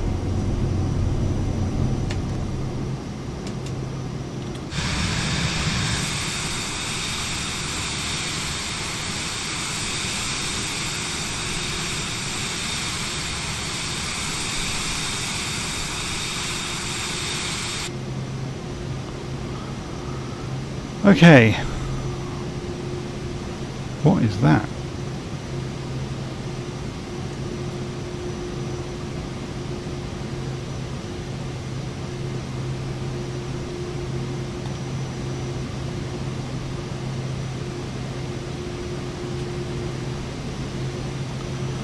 Let's have a look. That was probably Heathrow that we could see out there in the distance.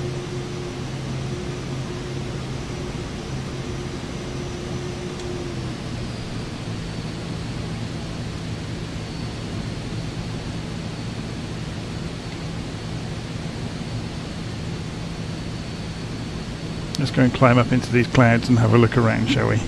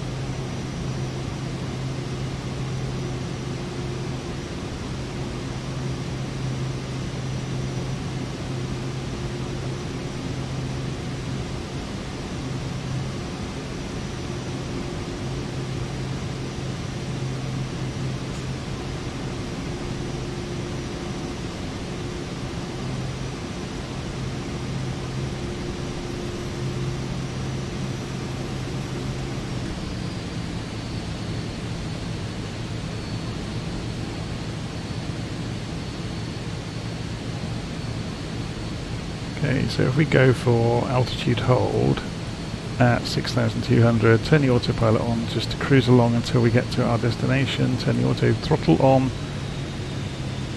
at 180 knots maybe.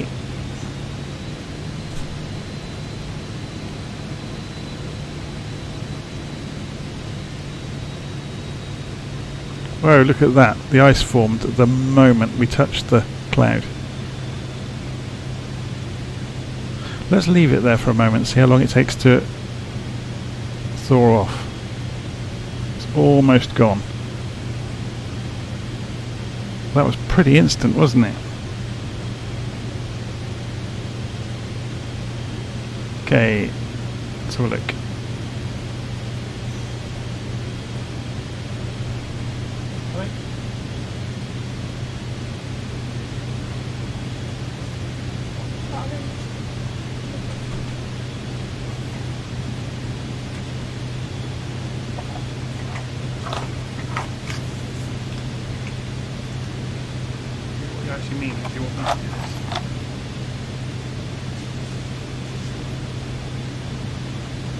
need the little tiny screwdrivers.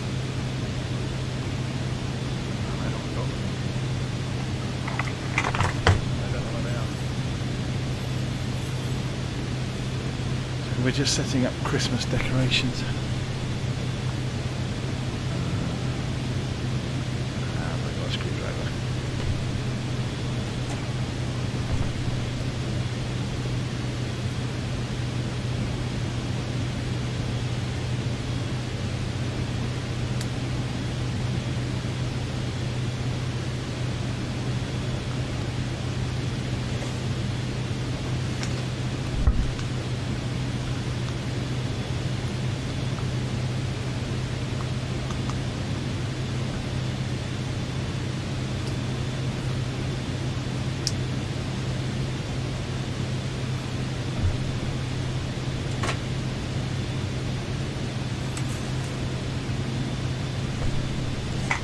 Concentrate on landing at Wycombe before I do anything else.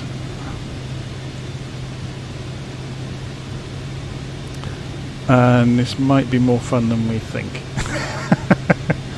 So let's come off the auto throttle, pull the throttle back, set our target altitude for 2,000 feet.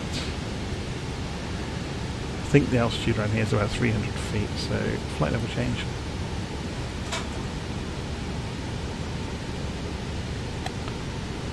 Looking at the wind, yeah, we're going to go for heading mode. So we'll centre the heading bug up, go for heading mode and turn 330 degrees.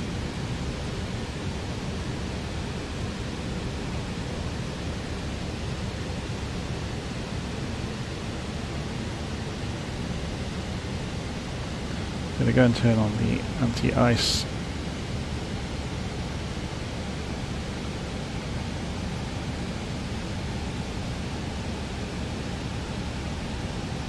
.315 degrees, so we're just going to circuit around until we're low enough to do the approach into Wycombe on runway 06. It's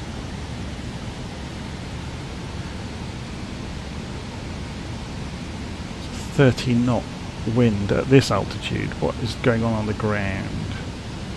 11 knots from 20 degrees, so it's not as bad on the ground at all.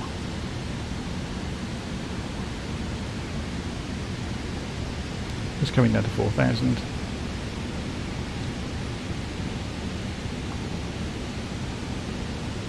So what we'll do is come off the autopilot.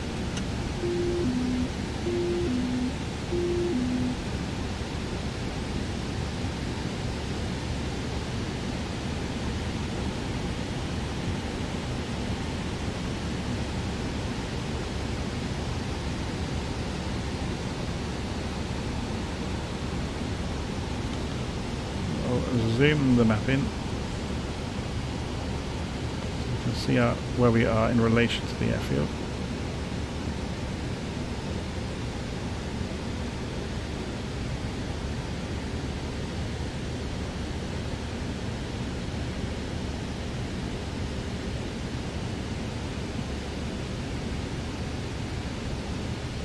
We'll put the gear down to give us some drag.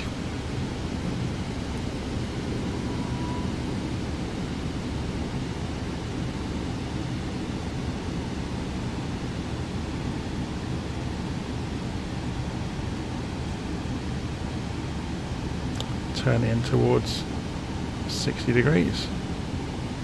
And hopefully we will see the runway before too long. And there it is.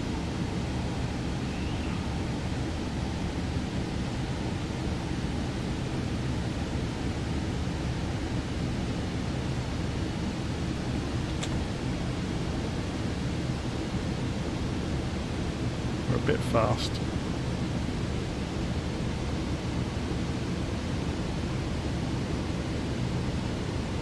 Lose most of that speed.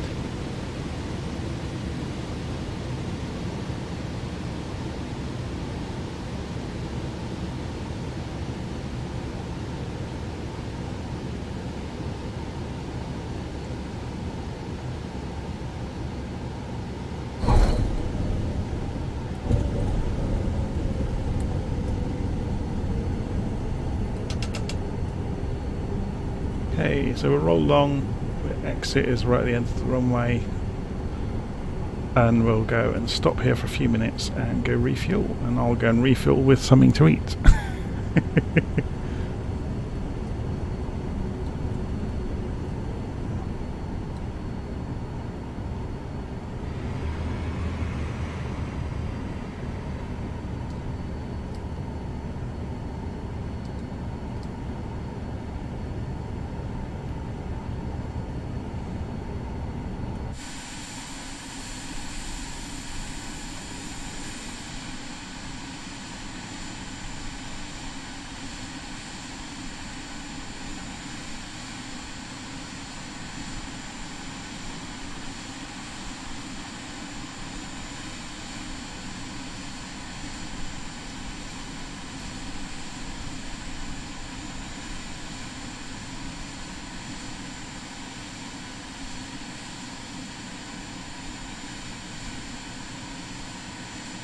Okay, let's just swing into 1.8 here.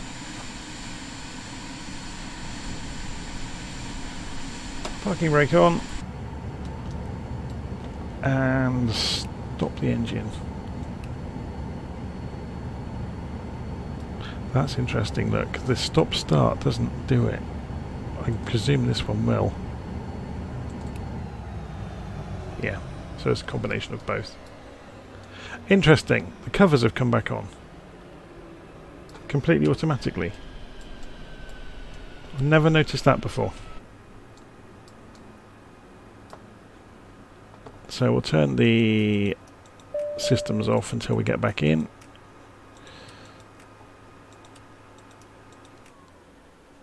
And we'll get back in a few moments. It'd be good to see if this has lost its memory, having had the power pulled from it. I very much doubt it. So I'm going to go and grab something quick for lunch. What is the time? Yeah, it's just gone 1 o'clock here. And I'll be back to continue the flight in a few minutes' time. So we'll be continuing on north up the country. So we are at Wycombe Air Park. So let me just put a little note up for anybody that wanders in. We are currently stopping for 10 minutes. Departure at say 13:30 UTC from EGTB. Heading north.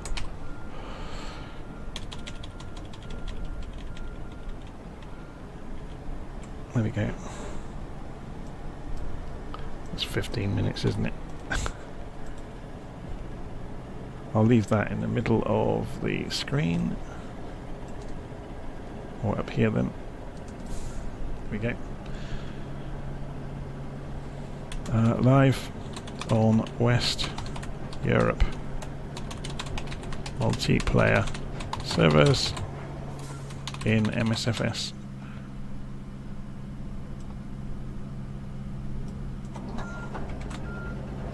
Okay, I'll be back in a couple of minutes.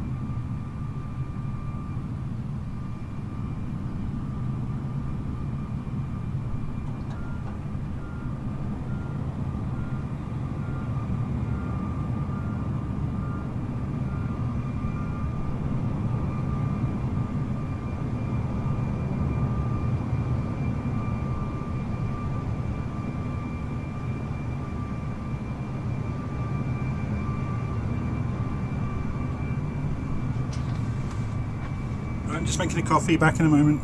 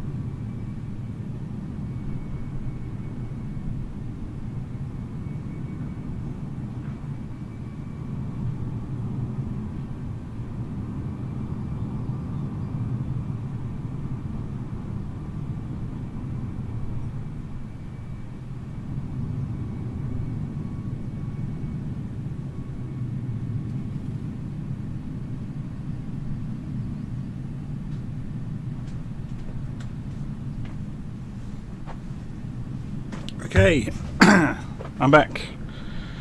A few minutes late. Had to get involved in building some furniture. It's always the way.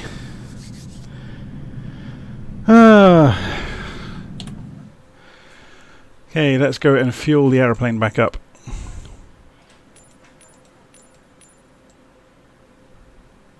Let's go for... let's just fill it up to the top this time.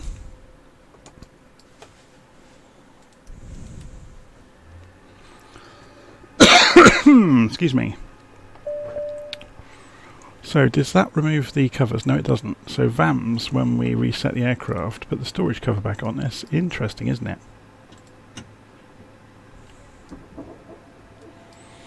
There we go.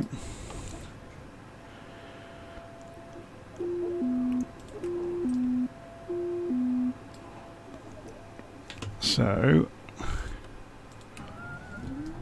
start the engine.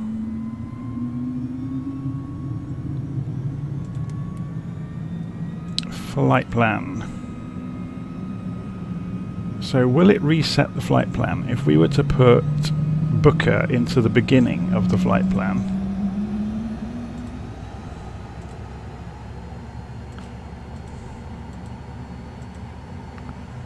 No, it won't. So we're going to have to go and remove these. Okay, it won't take long. Unless there was an option in here that I just didn't see. Remove waypoint. There's not a clear flight plan, is there? Flight plan options. Delete flight plan. There we go. That'll be quicker. Back. Add origin. EGTB. Enter. So for our next series of legs, we will go up to City Airport, Manchester, EGCB.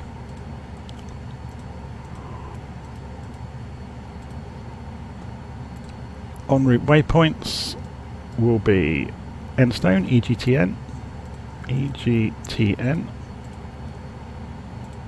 then Long Marston, EGBL,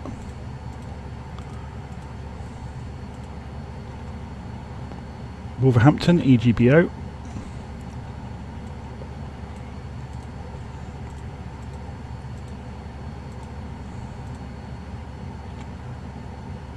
and then Tilstock, EGCT. Oops. Enter. And then that goes into City Airport, so that's done. Okay, so map should be good. Let's zoom out so we can at least see that first waypoint. So probe heat on, oxygen back on, air on, put the lights back on, generators on because the engines are running. and set our target altitude to 2,500 feet for most of the route. Parking brake off.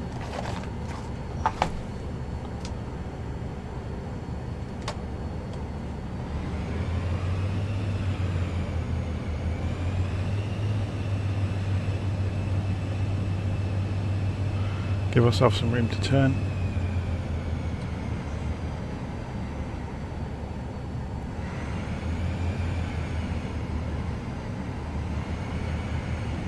We're going to hit that one, aren't we?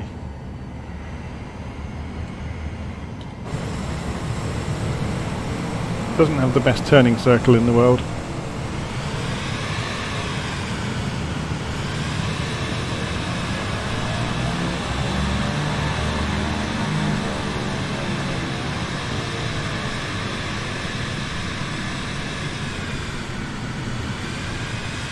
Just clipped wings. Okay, out to the runway.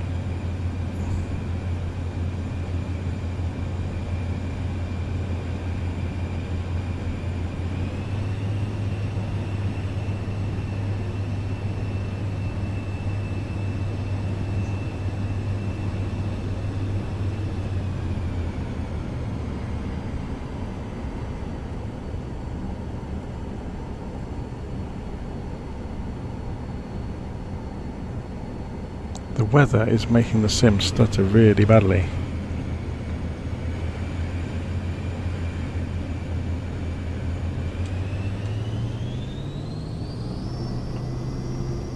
Okay, full throttle.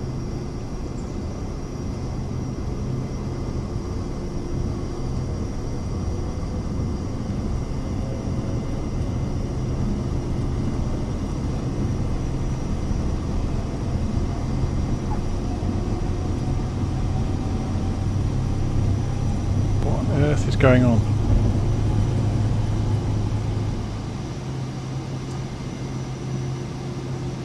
Well, of course I just took off downwind, didn't I?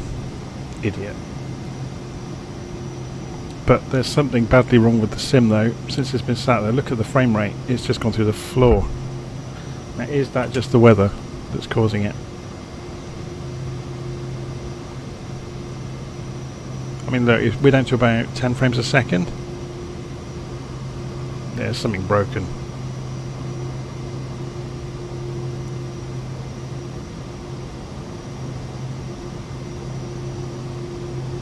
That's just out of interest. Let's go and remove the weather. If not, I'll restart the sim for the next leg. We'll do it again. So let's turn this off. No, it's still stuttering badly. Okay. Just shut the sim down.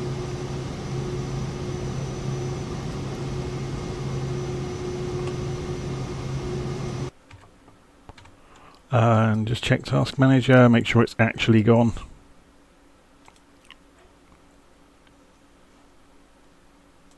Close transmitter down.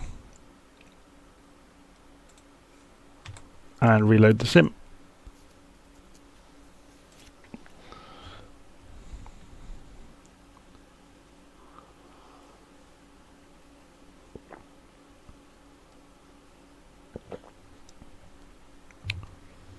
One of the problems of having such a complicated simulator in terms of the world environment it simulates is it's fragile.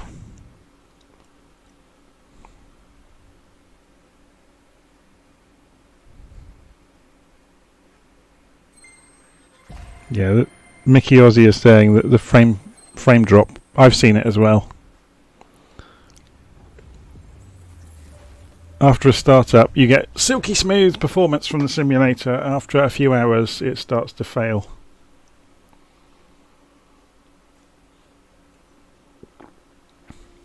And whenever you mention it, the X-Plane crowd or the DCS crowd jump in saying, well, I don't have that problem. But then they're not simulating the entire world with live weather and live traffic in the air.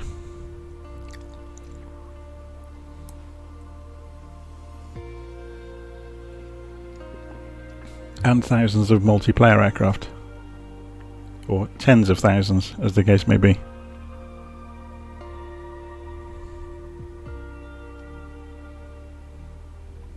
No, it won't. I haven't got the F-22 installed. Just looking at David's comment. That's why I removed all the modules, because various aircraft were causing, or we suspected were causing frame drops, but I don't think it is actually. I think it's the scenery or the environment is sometimes dragging the sim down. Nobody seems to know why.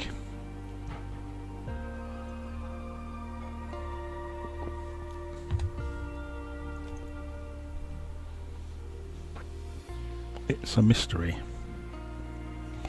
Let's see if we can shortcut this. If we take away everything up to Wycombe and save this as a PLN file, this will test what somebody was on about earlier, actually, which will be quite nice. Save that in Little Nav Map. Leave that running. Come back into the sim. Put ourselves on the ground at EGTB.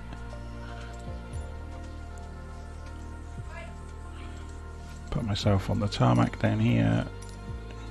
Oh, I meant to go and load the flight plan. I completely forgot. It was autopilot. Oh well. Won't take long.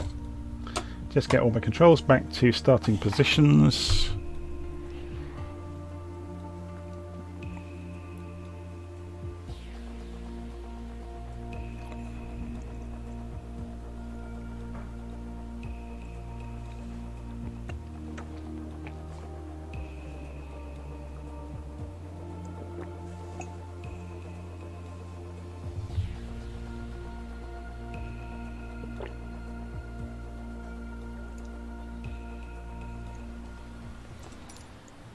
Okay, just out of interest, let's go and try one of the shortcuts on starting the aeroplane up. So if we go and turn the batteries on, that gives us the avionics, and then we should be able to accept this straight away. Go into VAMS, go to status and say go for takeoff configuration straight away please. Which is interesting. Okay, so then we can just go and quickly put in the flight plan. So flight plan, add origin, EGTB, enter. Flying up to City Airport, wasn't it? So EGTN is next. Or sorry, EGCB is the destination.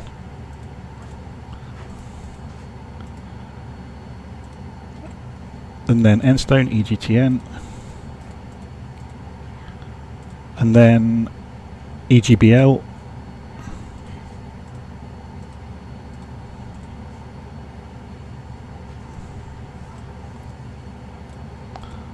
then EGBO, EGBO, EGCT,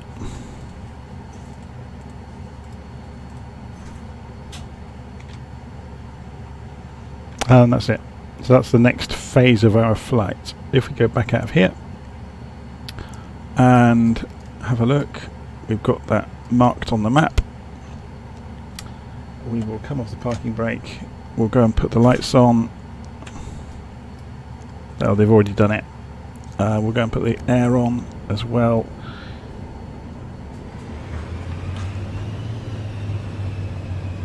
And we're back smooth again. So this time, actually, let's try taxiing across the grass.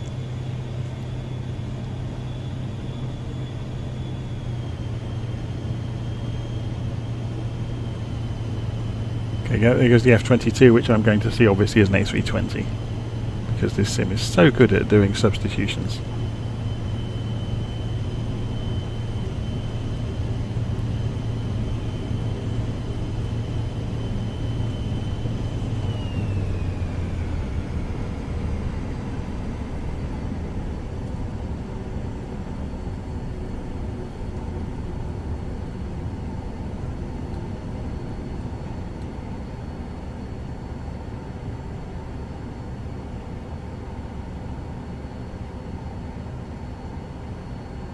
Where's the runway? It's further over, isn't it? There's it. There's the runway. Where the guy's taxiing. Should I put my headsets on.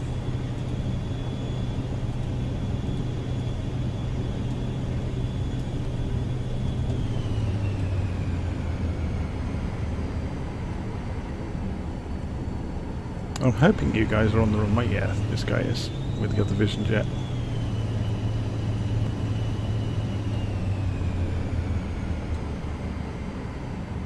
Looks like we have a queue.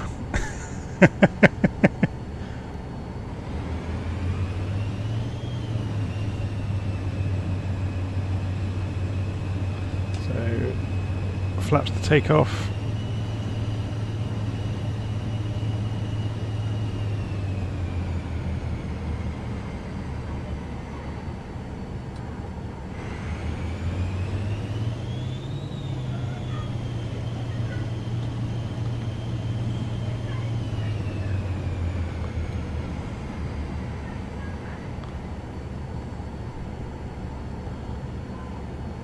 Should have a bit more success this time, hey? Should we get the... There's no wind data, bizarrely. There comes the F-22, otherwise known as an A320.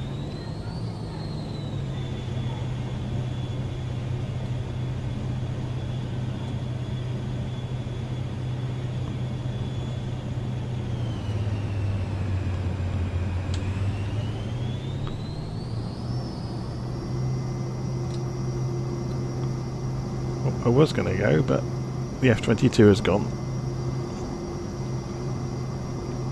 Yeah, he'll take off at a crazy angle because it's not an A320, it just appears as one.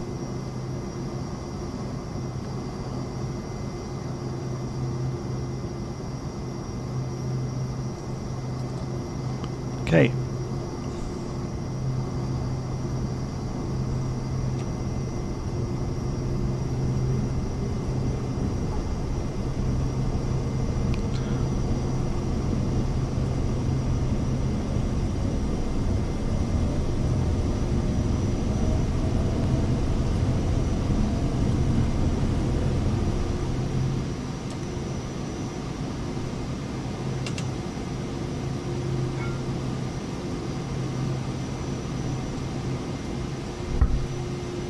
It's a bit bumpy, isn't it?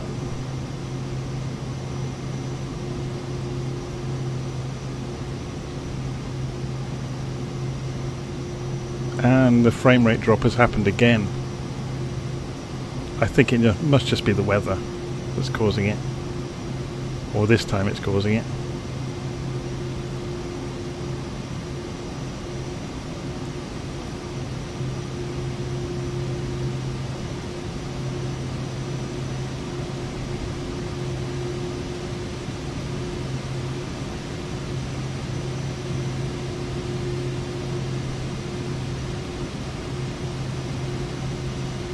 Okay,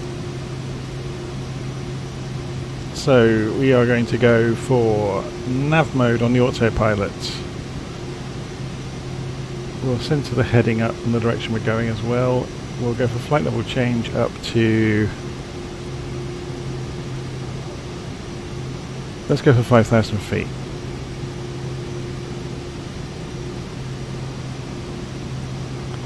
And turn the autopilot on.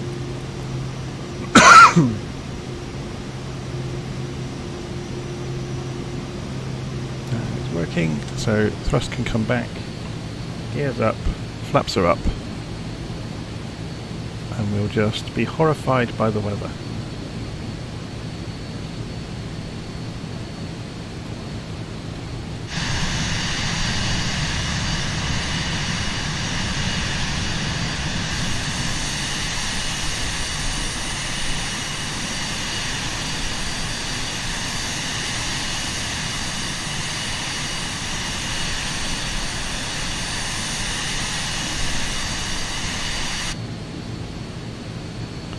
Okay, let's zoom in on the map.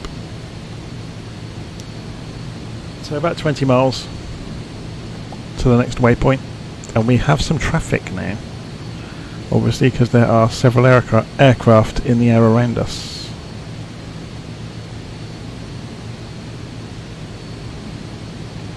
So just coming up to 5,000 feet, switched over to altitude hold mode. let's get the auto throttle on while we're at it, just for a bit of fun. So we're going to set the target airspeed for 200 knots and go to manual mode. And that's interesting, look, when you go to manual mode it reset the target to the speed we were currently doing. Auto throttle's on. And the weather looks like a chocolate box painting outside now.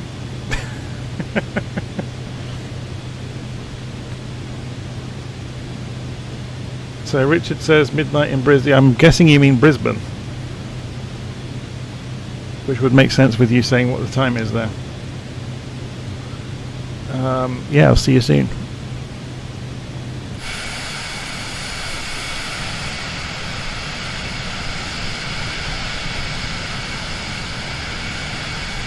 Shall we pull up the map? They've apparently improved it, but I've not used it. This one, the VFR map.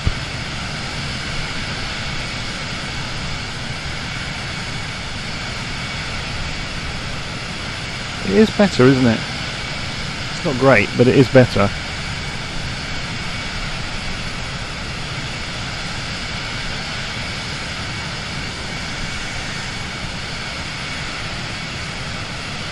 I wonder if the size of the labels is influenced by the scale in the interface. If you go into general options in the simulator, you can, now is it in accessibility? I can never remember where this is. You can scale the interface. Is it MISC? No. Interface scale, there it is. So I've got it at 60 at the moment. Let's turn it down to 50. And apply and save, go back, resume. No, it hasn't really affected it too much. That's a shame.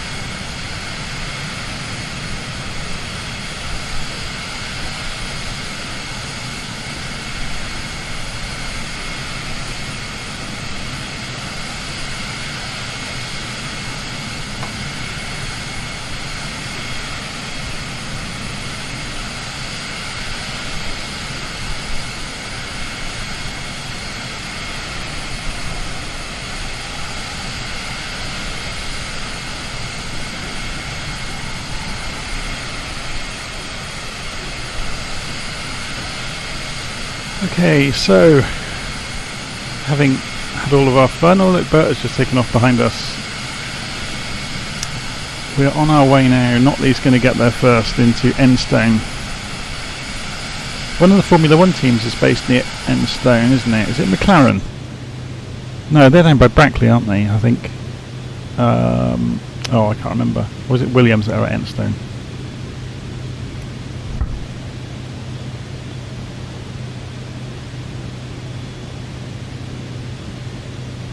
The target airspeed has moved. It did that on its own. I told it to go to 200.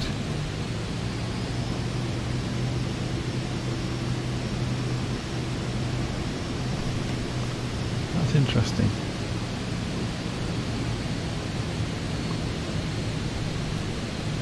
Okay, let's see if we freeze up going into these clouds. There must be a way of getting the outside air temperature to display somehow. It's kind of important. You need to know the outside air temperature. Let's have a dig around while we're flying along.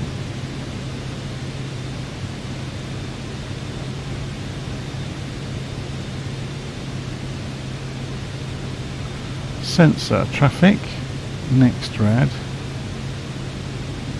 Oh, next rad, sorry.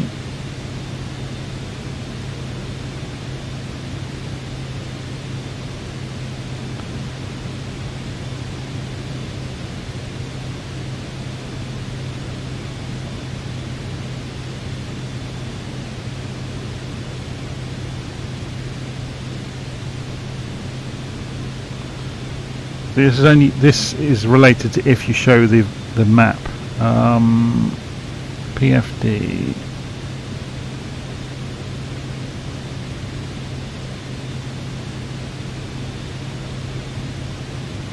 It's bizarre, isn't it?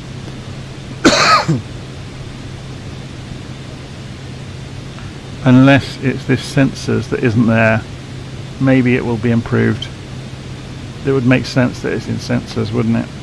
Can we do it on the MFD then? If we can't do it on the PFD. No, that doesn't have sensors either. It does have charts though, so because we've got Navigraph installed, we should be able to pull up Enstone. EGTN. EGTN. Enter.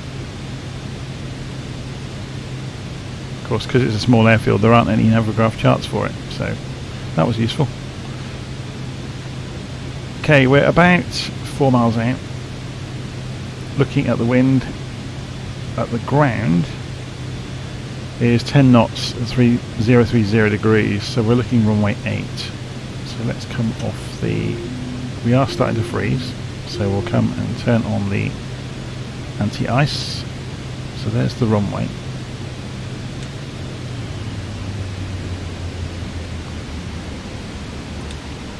Can we see it? So we're going to come back round and come down runway 03 for the wind.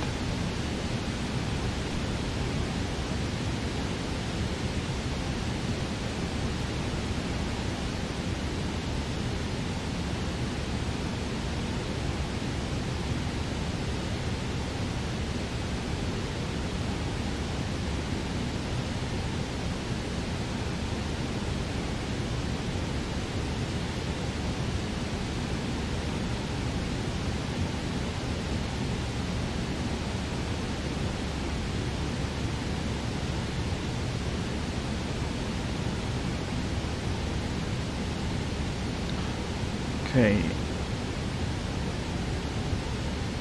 what's the speed looking like? Let's get below 150 knots. Gear down.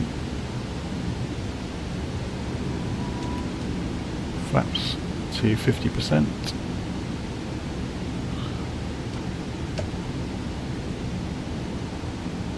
Flaps to full.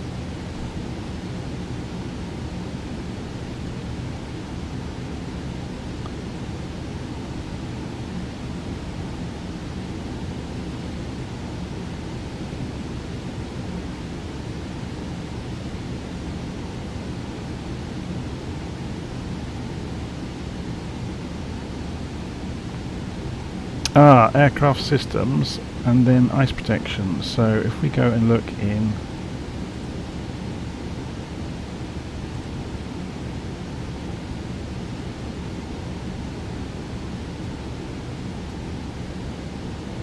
hooray, outside air temperature. Thank you very much. It's a bit hidden away, isn't it? You'd think that would be front and centre on the primary flight display.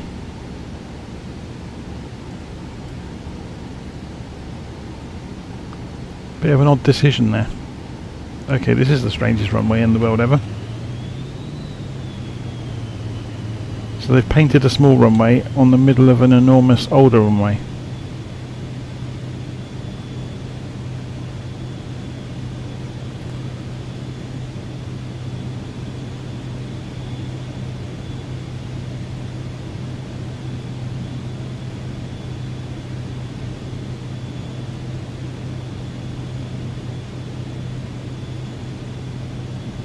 Probably because they're driving Formula 1 cars up and down the rest of the tarmac.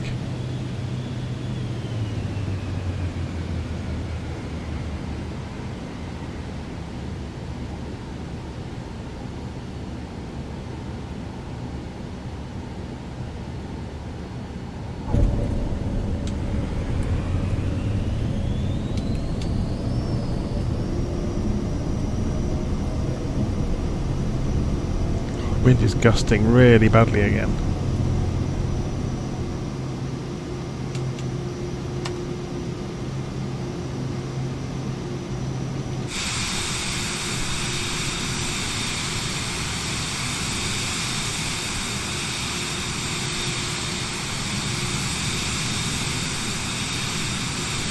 He's not going to try and take off from there. Crunch.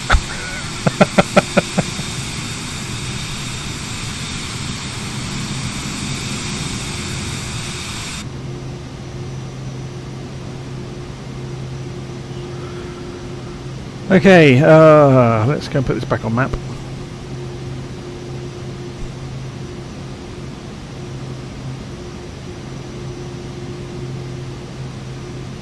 Interesting, we've now got the split view. Oh, hang on, I need to go and get the door. Back in a moment. Yeah.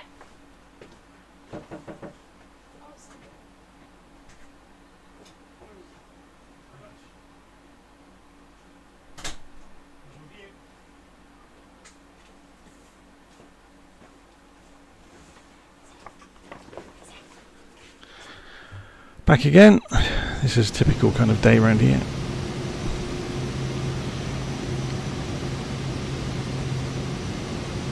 Okay. So let's get above this cloud. Autopilot back on. Nav mode is on. Flight level change up to 5,000 feet again.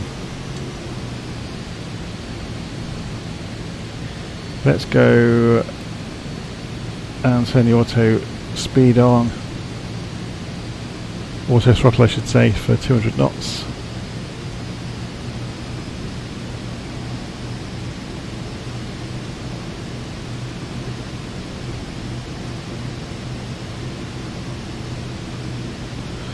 So we're going over to Long Marston. It's not very far.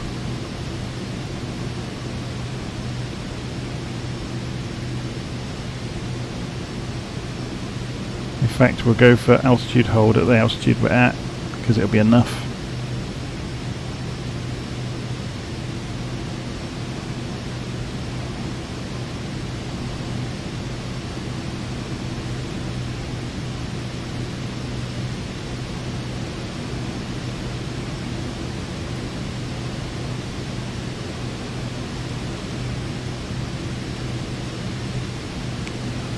Simulator is very good at low level light, isn't it? Very good at simulating mist.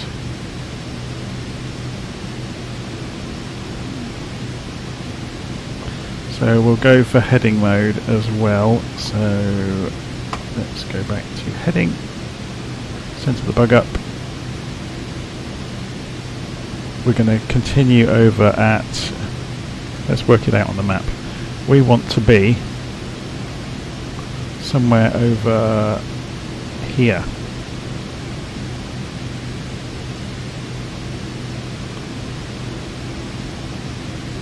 So that heading is probably quite good.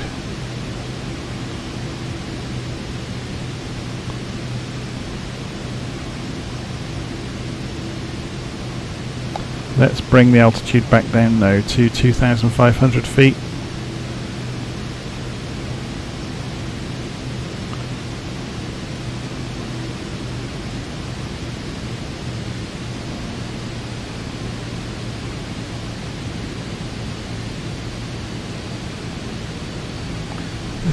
Airspeed isn't working again, look. It doesn't have a good, it's not very good at it, let's just put it that way.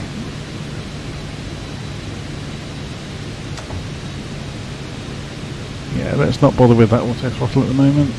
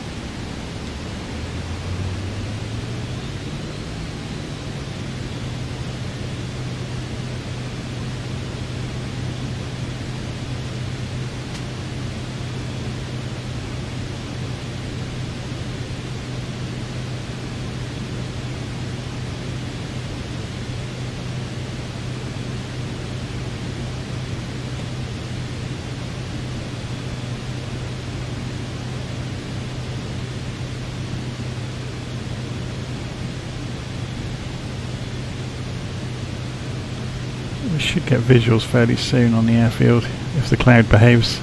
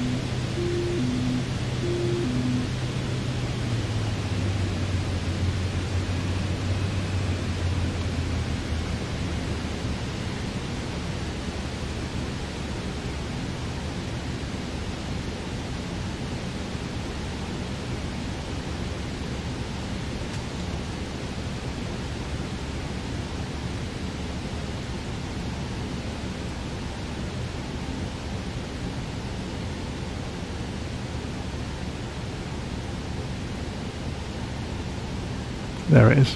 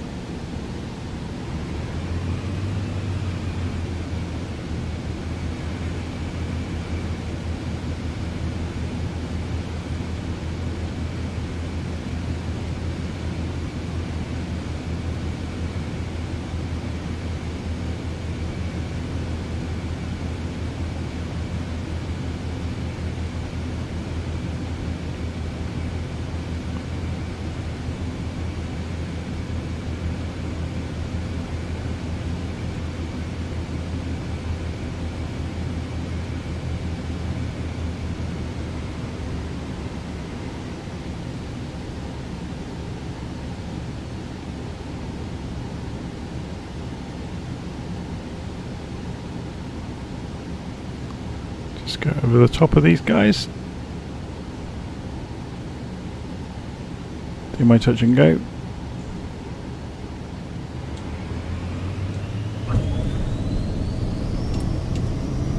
Very, very unconventional touch and go.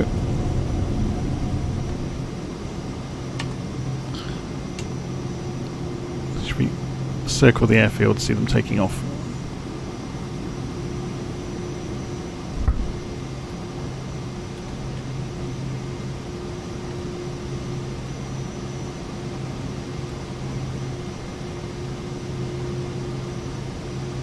Can they make it before they hit the trees?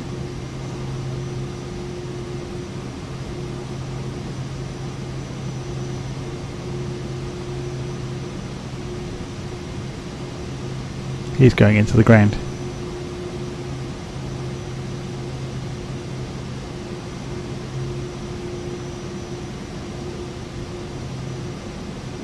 Oh no, he got away with it. Mostly because the flight model in Flight Sim's just nuts. Especially for things like the F-22, where it's very, very difficult for any simulator to get it right.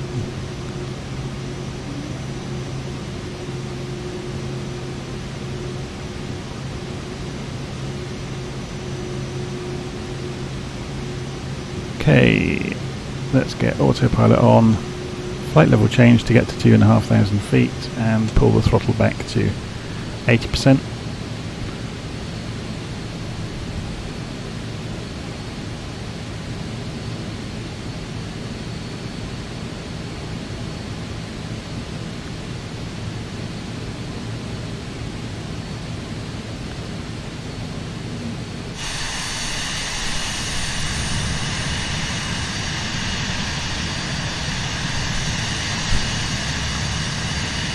I don't fancy this weather very much. How long is the leg?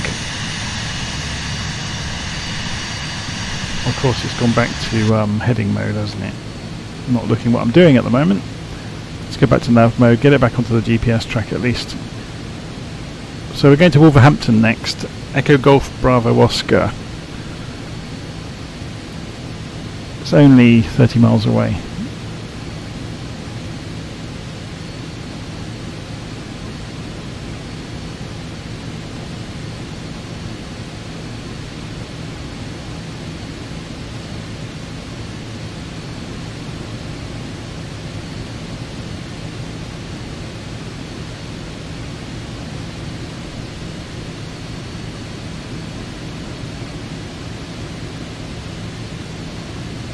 I wonder if the weather is doing the same everywhere today. So let's go and look at windy.com and let's have a look at the clouds. Wind, weather, wind, satellite picture. It's cloudy everywhere, isn't it? That mottled cloud. When we get further up north we're going to still be in it, so it's going to be like it pretty much all day.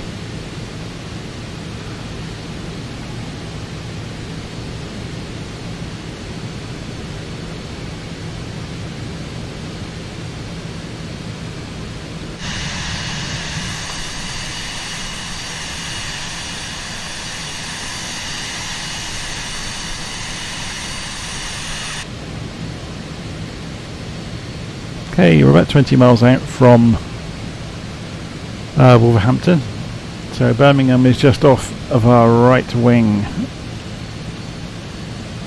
over there.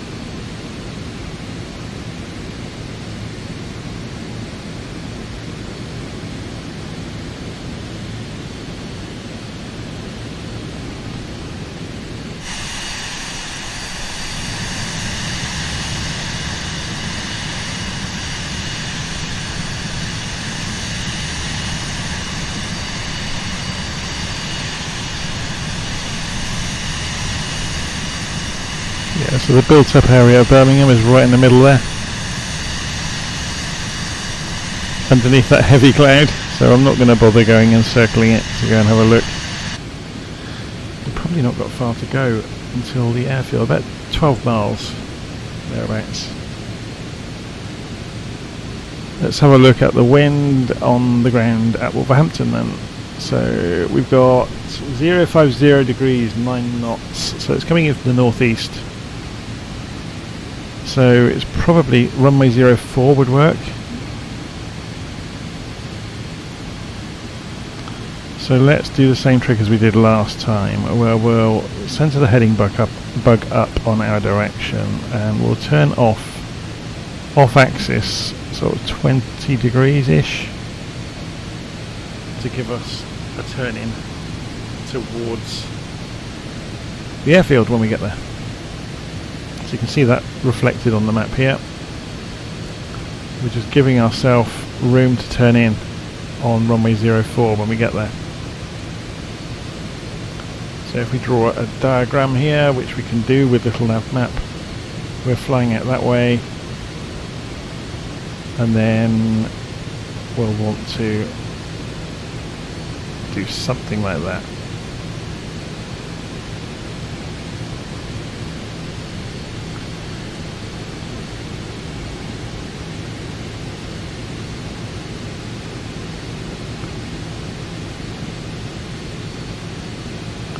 Stourbridge is off our right wing at the moment.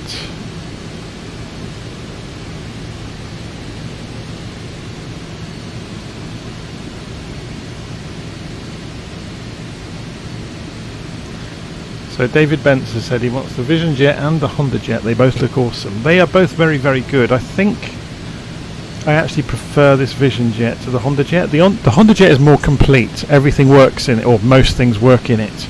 This is a work in progress. I just don't like the way the Honda Jet is super automated. Again, this comes back to our conversation earlier. I like to have things to do. And even this is obviously this flies in the face of that, because this has GPS and autopilot and all the rest of it. Okay, so we're approaching our turn-in point. So let's come off the throttle, come off the autopilot. We're going very quickly, so we'll do a left turn to bleed the speed off.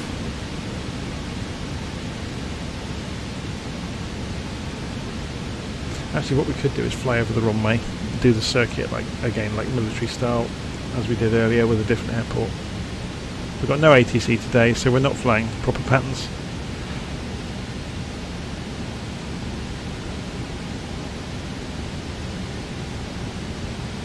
So we'll just fly runway bearing, which was 40 degrees.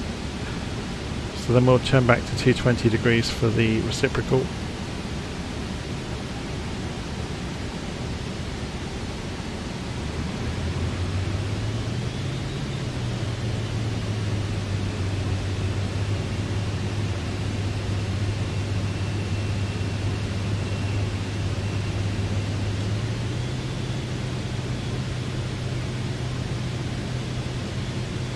Then we'll brake.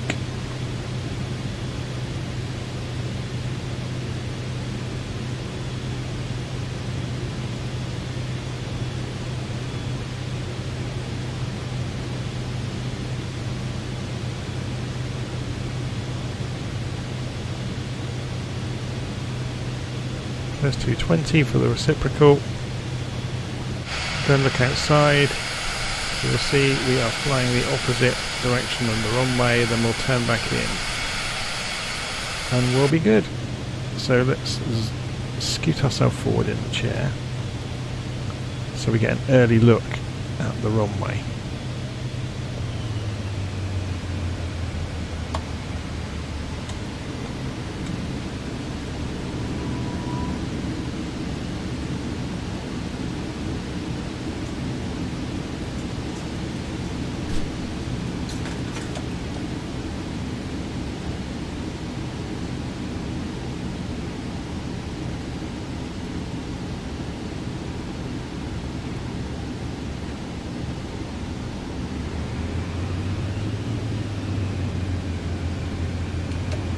Full flaps, gear is down,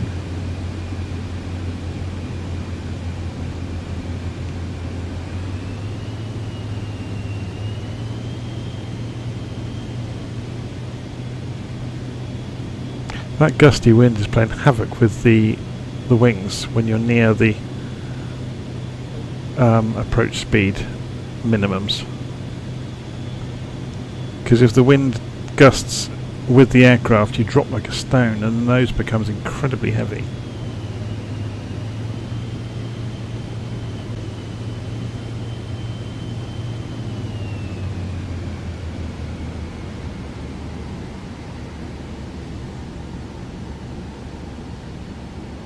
Yeah, look at that, the ground effect kicking it into the air.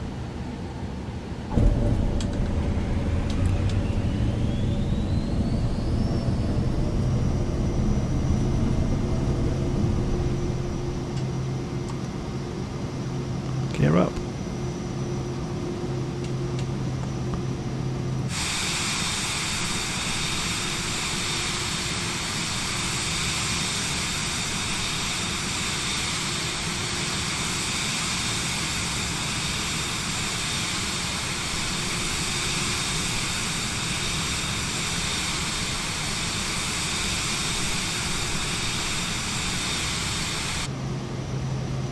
Okay, let's have a look at the map. We're going roughly the right direction already for the next leg. Let's just trim the aircraft out so it's not diving for the floor. There we go. So we're going back up to 2,500 feet. We'll go on to nav mode. We'll engage autopilot and do flight level change, which will take us up to 2,500 feet, or it should. There we go.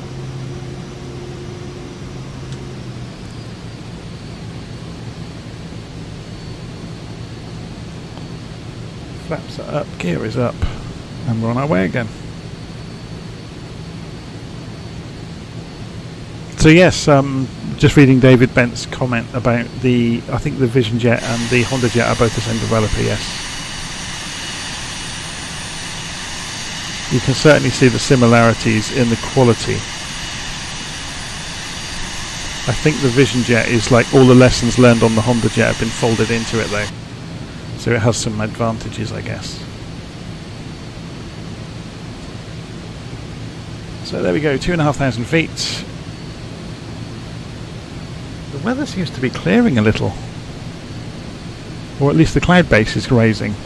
It's not quite as stormy as it was further south.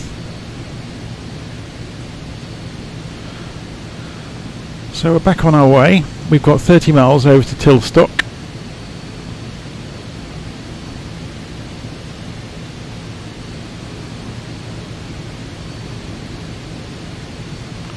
Ended up being quite a neat pattern, didn't it? Did the brake, came back in again.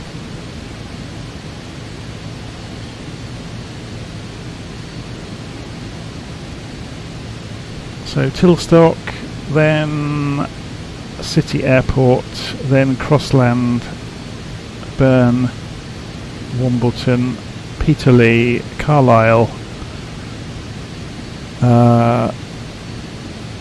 Charter Hall, Cumbernauld, North Connell,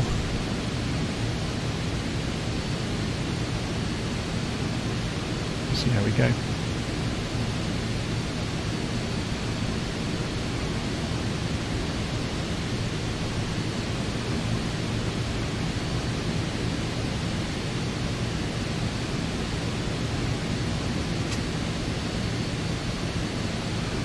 Back in a moment.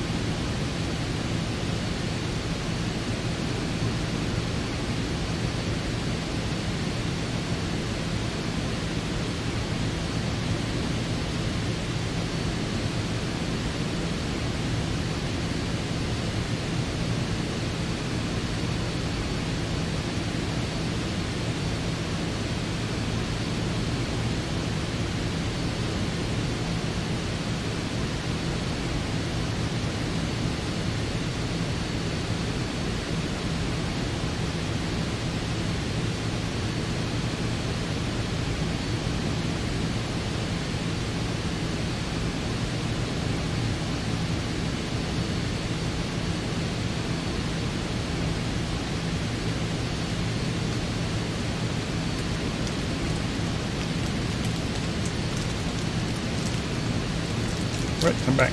I'm stuffing chocolate, so no apologies for that.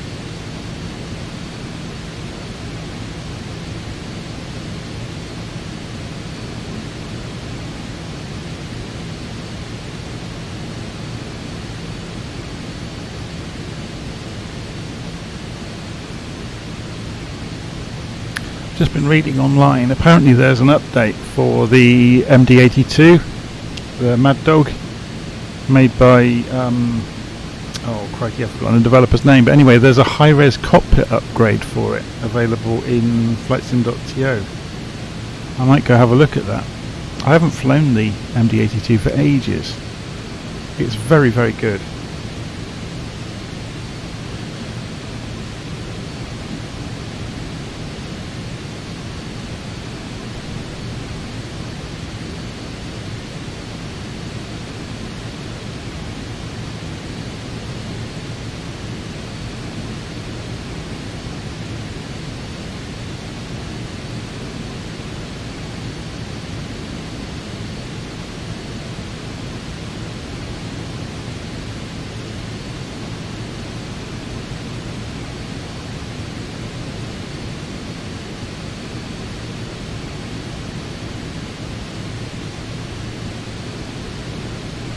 I'm going to come off the autopilot. Obviously we are overhead the airfield. It's a strange looking airfield, isn't it?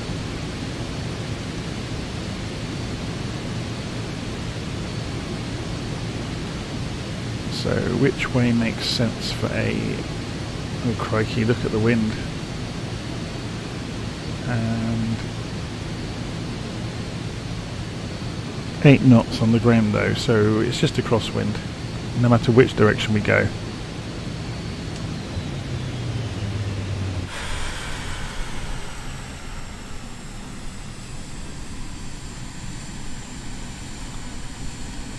So what we'll do, we'll fly out this way, then come back.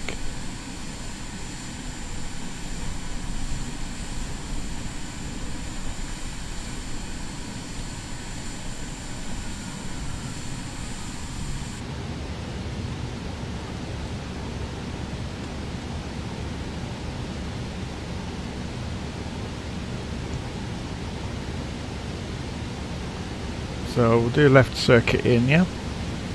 Just to make it a bit more interesting.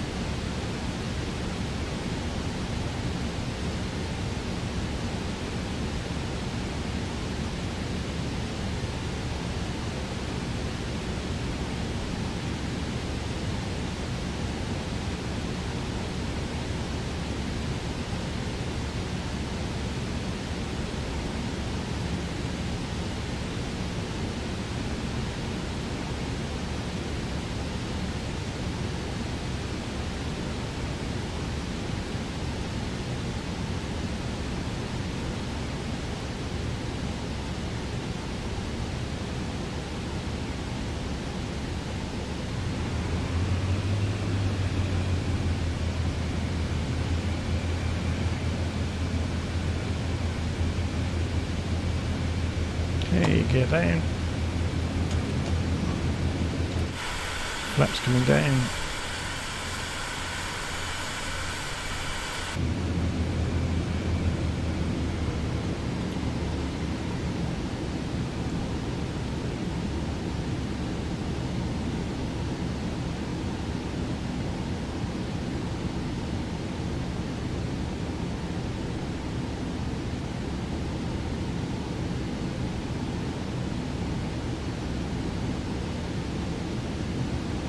Do a bit of an experiment this time with 50% flaps, fast touch and go.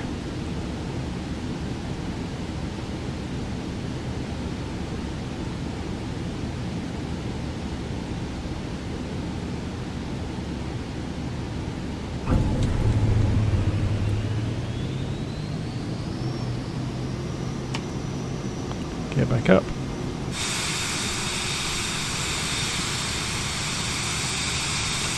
Flaps back up.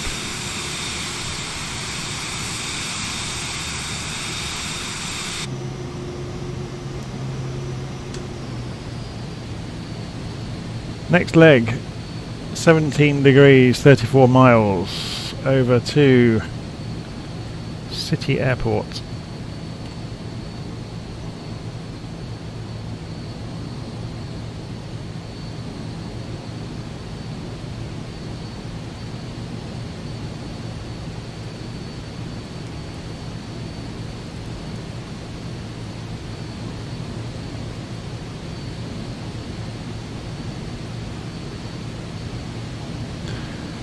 So the autopilot is just reacquiring the GPS. Let's have a look, see if we've got any beacons around. Should we fly over towards the Manchester VOR beacon, just for a bit of fun? Or we could. What's the range on that one? If we fly towards it, Pole Hill. Yeah, we could do that. 112.10. Okay, let's do a bit of radio navigation for a change.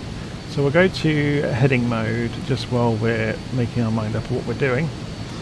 What was it again? 11210. So auto 11210, transfer that to active. Switch on the PFD screen the nav source to nav 1.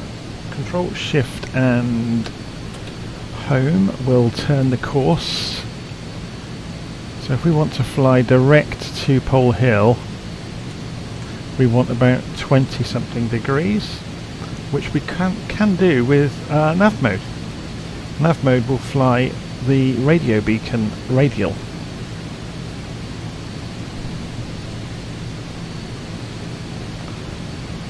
So we're going to fly directly for Pole Hill now, which is quite cool.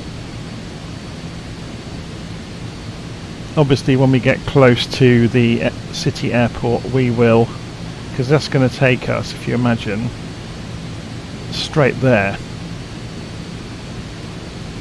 So we're going to go past City Airport, but then we could... Yeah, we'll be the wrong side of it then now for the pattern, won't we? That's a shame. Anyway, that's radio navigation and we're not going to use it. It would make more sense for us to go measure to go over this way. So 3 degrees, thereabouts. So let's go for heading mode. Set the heading bug over towards just this side of north. And go for heading mode instead of radio navigation. And while we think of it, we'll put this back on GPS, ready for later. It's a shame, even though we've got it tuned in, once we change the nav source we lose the radio distance measuring equipment. It would be good if you could see both. Maybe that's just me being a bit old-fashioned and wanting as much input as possible to validate position.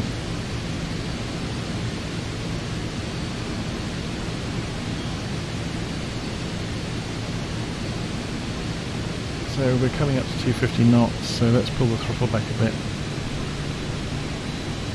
Below 10,000 feet you're not supposed to go faster than 250 knots with civil aviation traffic.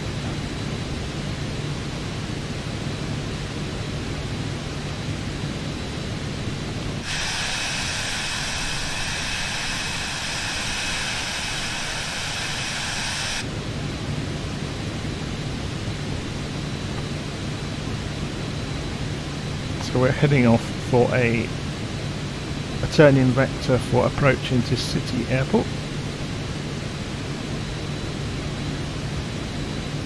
which is Echo Golf Charlie Bravo.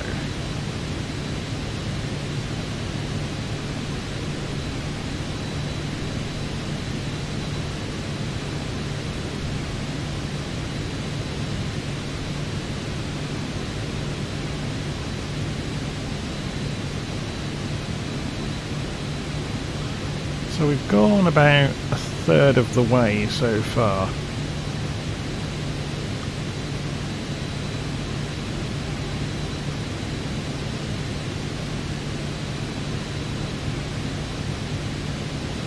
Let's remove some of these measurements off the map.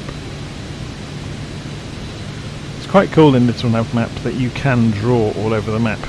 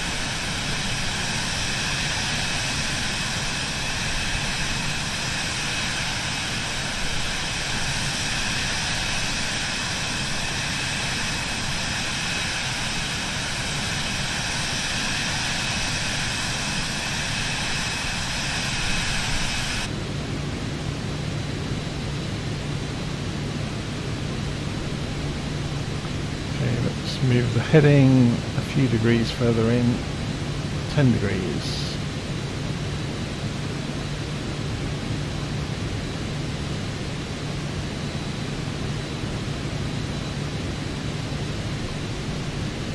I think we might call it a day today at London City and reserve the rest of this flight for maybe later in the weekend. So because we've already been flying online for nearly getting for 4 hours now, something like that. Right, all the way down from St Mary's, right the way across into the Midlands, and now heading up towards the north of England. So we'll stop at Manchester for today.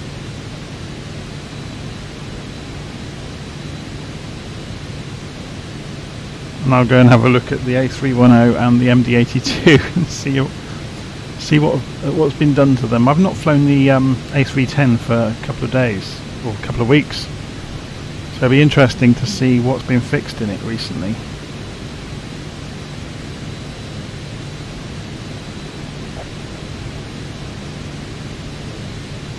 Okay, so we should have visuals fairly soon on this airfield.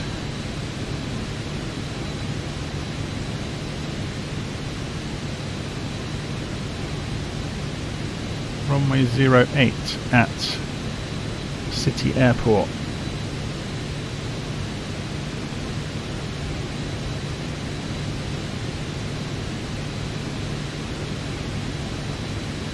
Is that it?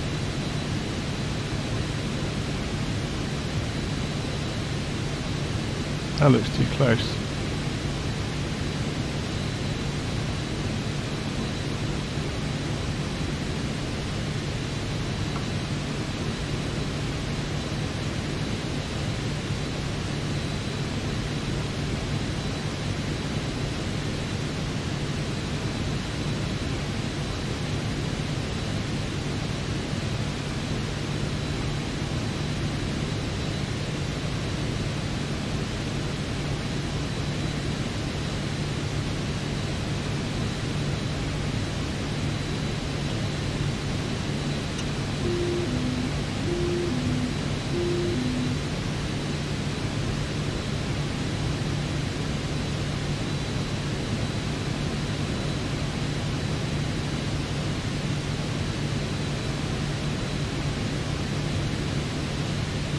There it is.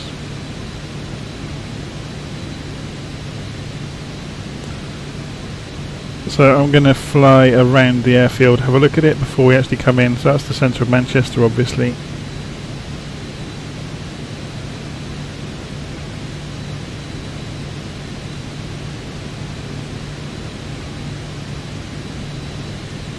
Should we go and have a look at Manchester before we come in and land? See how well they've modelled it. I've only ever been to Manchester a few times, and that was with work. I've never been up there for any kind of fun reasons.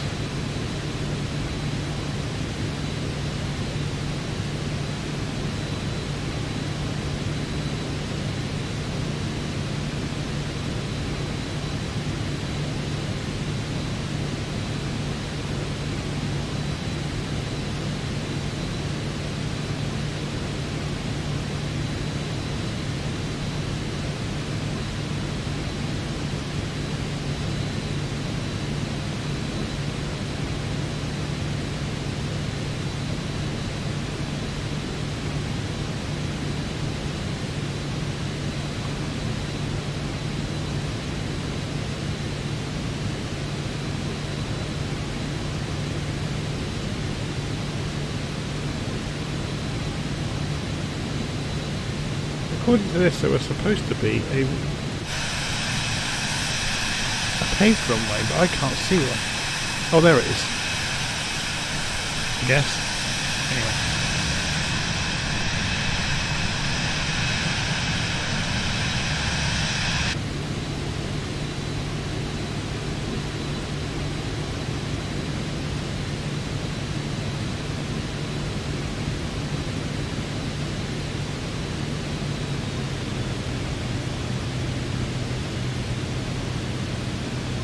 I'm guessing this is Old Trafford.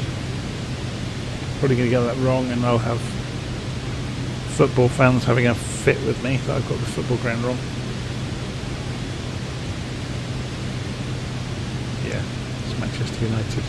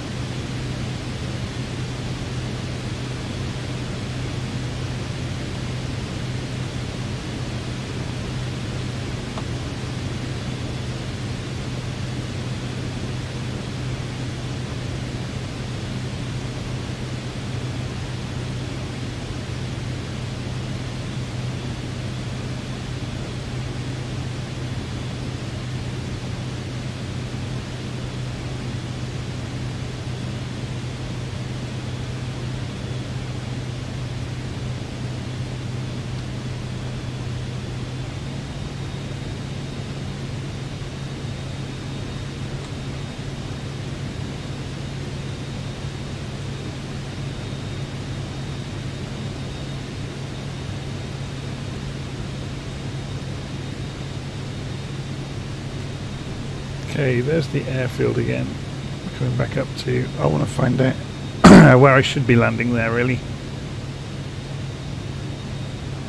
Because I couldn't see. According to the database, there's a paved runway. There's two of them, 26 left. So we'll fly past, have another look, and then turn back in.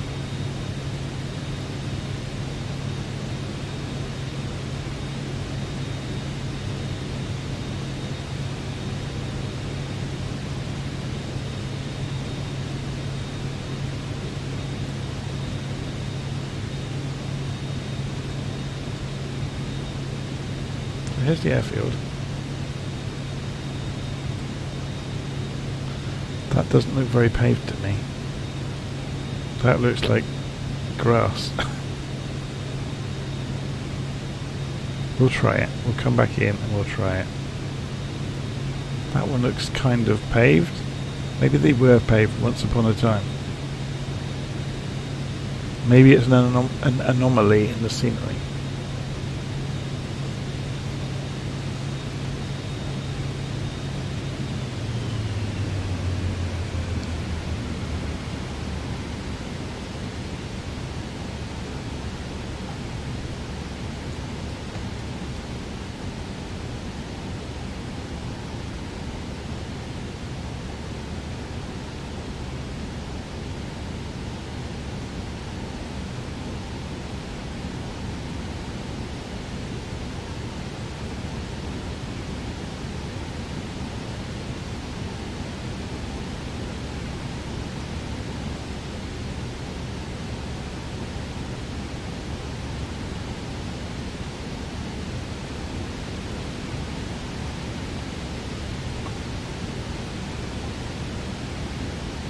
I'm going to circle just to lose some height and speed.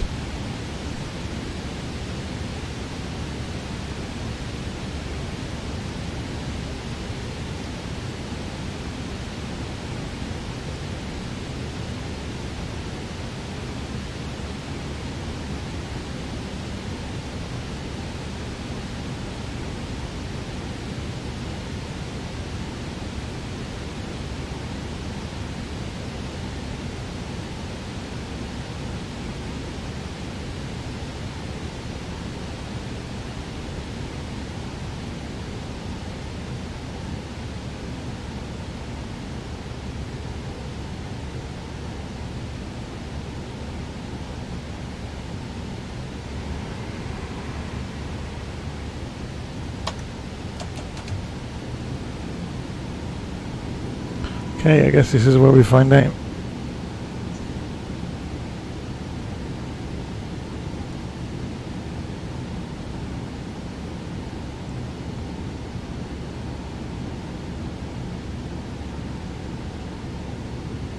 According to the map, the right-hand strip is tarmac.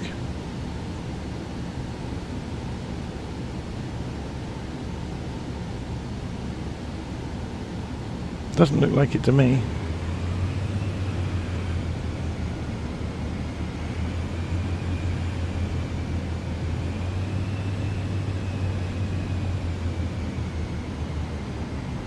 Yeah, funny old tarmac, isn't it?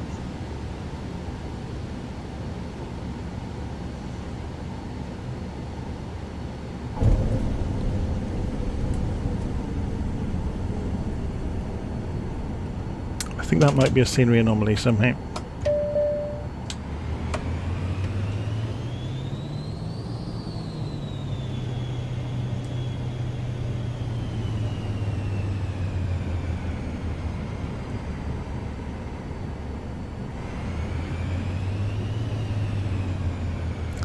Interesting.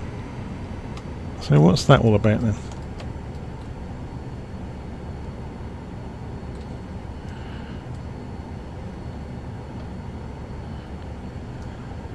Anyway, I'm going to call it a day there for today, and we will see you all again soon.